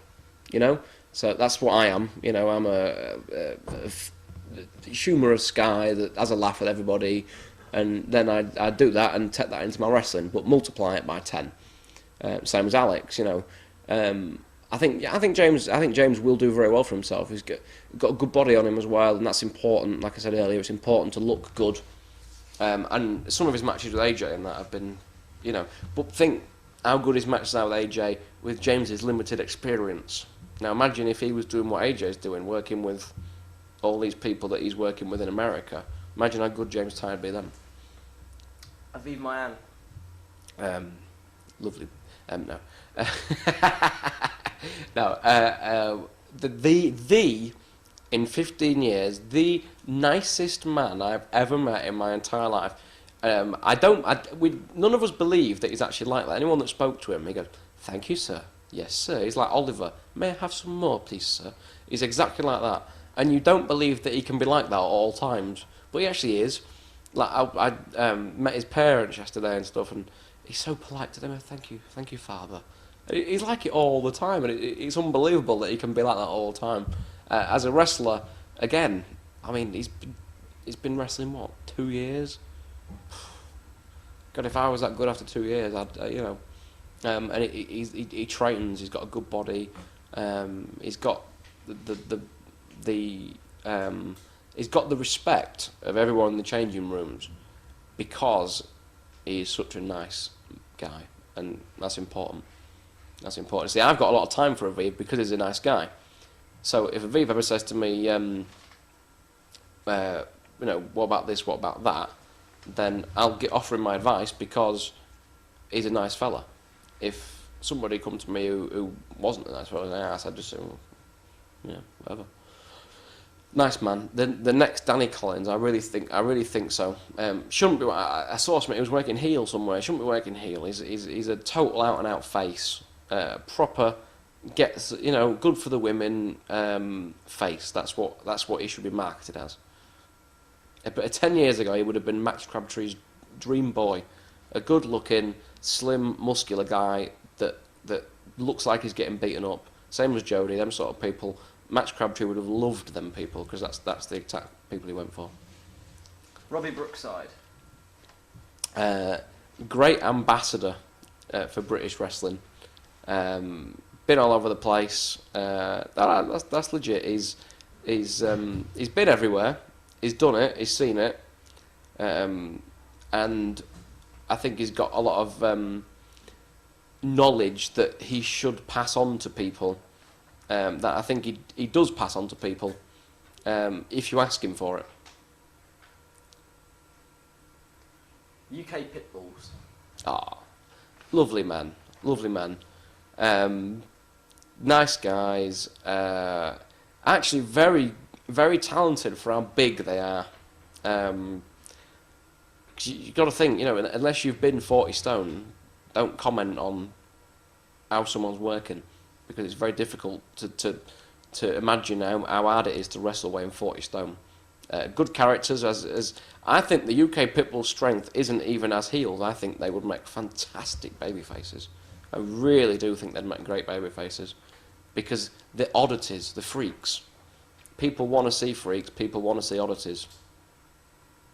The Dirt Bike Kid. Asswipe. The biggest dick I've ever met. In my wrestling years. Very clever man, though. I mean, don't take anything away from the guy, Out of self-promotion, he got himself in to Michinoku Pro, and he did some, made his own championship belt, promoted some shows, put himself over on these shows, and marketed himself in the same breath as Rob Van Dam and Sabu, which is clever. There's nothing wrong with that. It's clever. No one was ever going to put him over anywhere. He was a skinny guy with no talent that wore what he wore to cover up the fact that he didn't have a body or anything, but still managed at that time period to get himself in the same breath as Sabu and Rob Van Dam, which was very cleverly done. And he made people think that he was a lot more than he was. Went to Michinoku Pro, got his ass kicked, which, offshoot story of that is I actually knew was happening because I was told at UWA at the TV taping by one of the Japanese guys that when he got there he was going to get his ass kicked. That's a little bit there. And did you know that I was actually called to replace him on that tour when Dirtbike went away? When Dirtbike got done over, I got a call from Japan to go over and replace him on that tour. I was like, yes, I'll be there. Couldn't get a work permit. So that was my Michinoku experience that should have... Also, another thing we hadn't touched upon, Puerto Rico. I was within minutes of getting on a plane to board to go to Puerto Rico and wrestle there. Spoke to Carlos Colon, had it all organised, decided not to go. I was so 50-50 about going, spoke to a few people about it. Said, you get pissed on, you'll get shit on, you'll get spark plugs thrown at your head. Someone was telling me that when the punters, all the guards have got guns, and one of the punters went for one of the wrestlers, and the guard shot him in the head, killed him. There's no law, there's no... And then when I went to Dominican Republic on holiday, I realised why I was told not to go there, because once you come out the tourist areas, it's rough as old boots. But yeah, that was we was confirmed to go. Me and Kerry, we could have gone any time we wanted to go, but we decided not to go, which is a regret of mine because I really I like the sea and I like the sun and I like the beach, but I don't like getting shit and pissed on and shot and things like that. So and the style that they do suited. We worked with a few guys who'd worked there, and they said they'd love you guys out there because the stuff that we were doing, which was just basic British wrestling, basic cut-offs, basic moves, they would have loved it.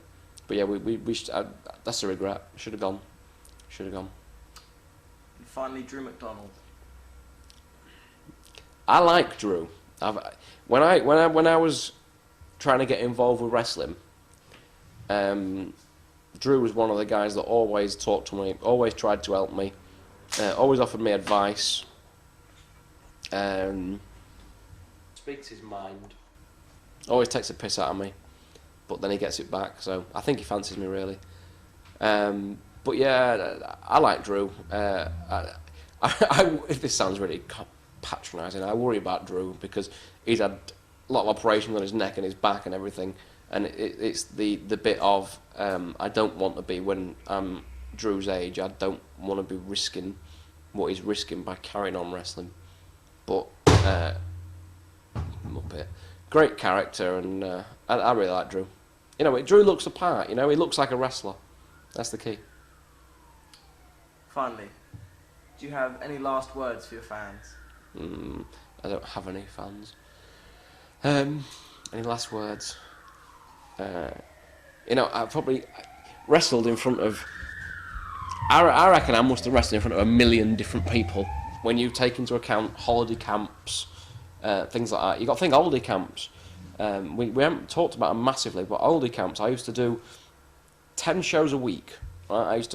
I used to go Sunday to Scotland, Monday to Newcastle, Tuesday to Blackpool, and blah blah blah. Blah blah blah blah. All these shows we used to do absolutely, tens of shows a week. Set the ring up, wrestle, take the ring down, pack it in the back of the van, drive to the next show.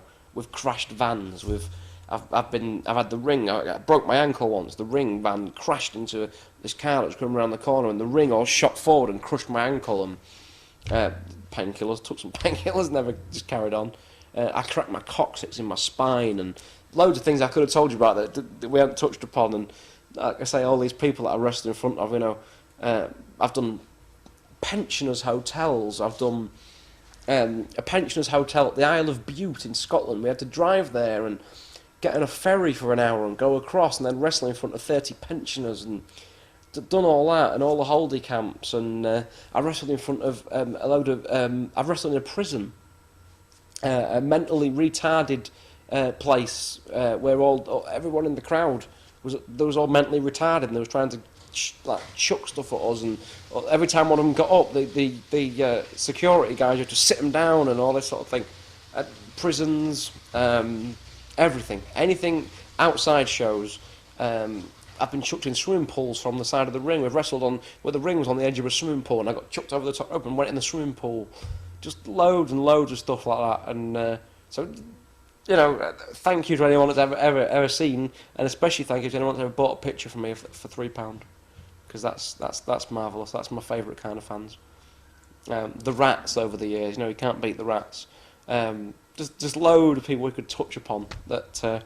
We have touched the rats, obviously, but some good people, and all the wrestlers as well. All the wrestlers I've worked with, say 500 different, 900 different wrestlers, whatever it is, from Blondie Barrett to Kendo Nagasaki, Big Daddy, Jan Astacks, Andy Strong, Dave McLaren, JJ Johnson, Bob Diamond, Mark Sloan.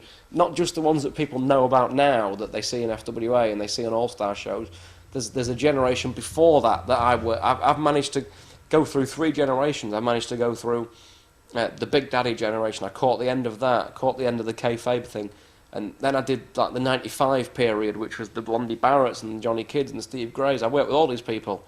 Then it moved on again to the time period where Mark Sloan and James Mason and Alex Shane, Doug Williams, and now another one where I'm now wrestling the next generation, which is the Max Voltages, the Aviv Mayans, and James Ties, and I've been through all them generations, and I think I'm 29. I'm not old. I'll probably see another couple as well. So, thank you to everybody, sir.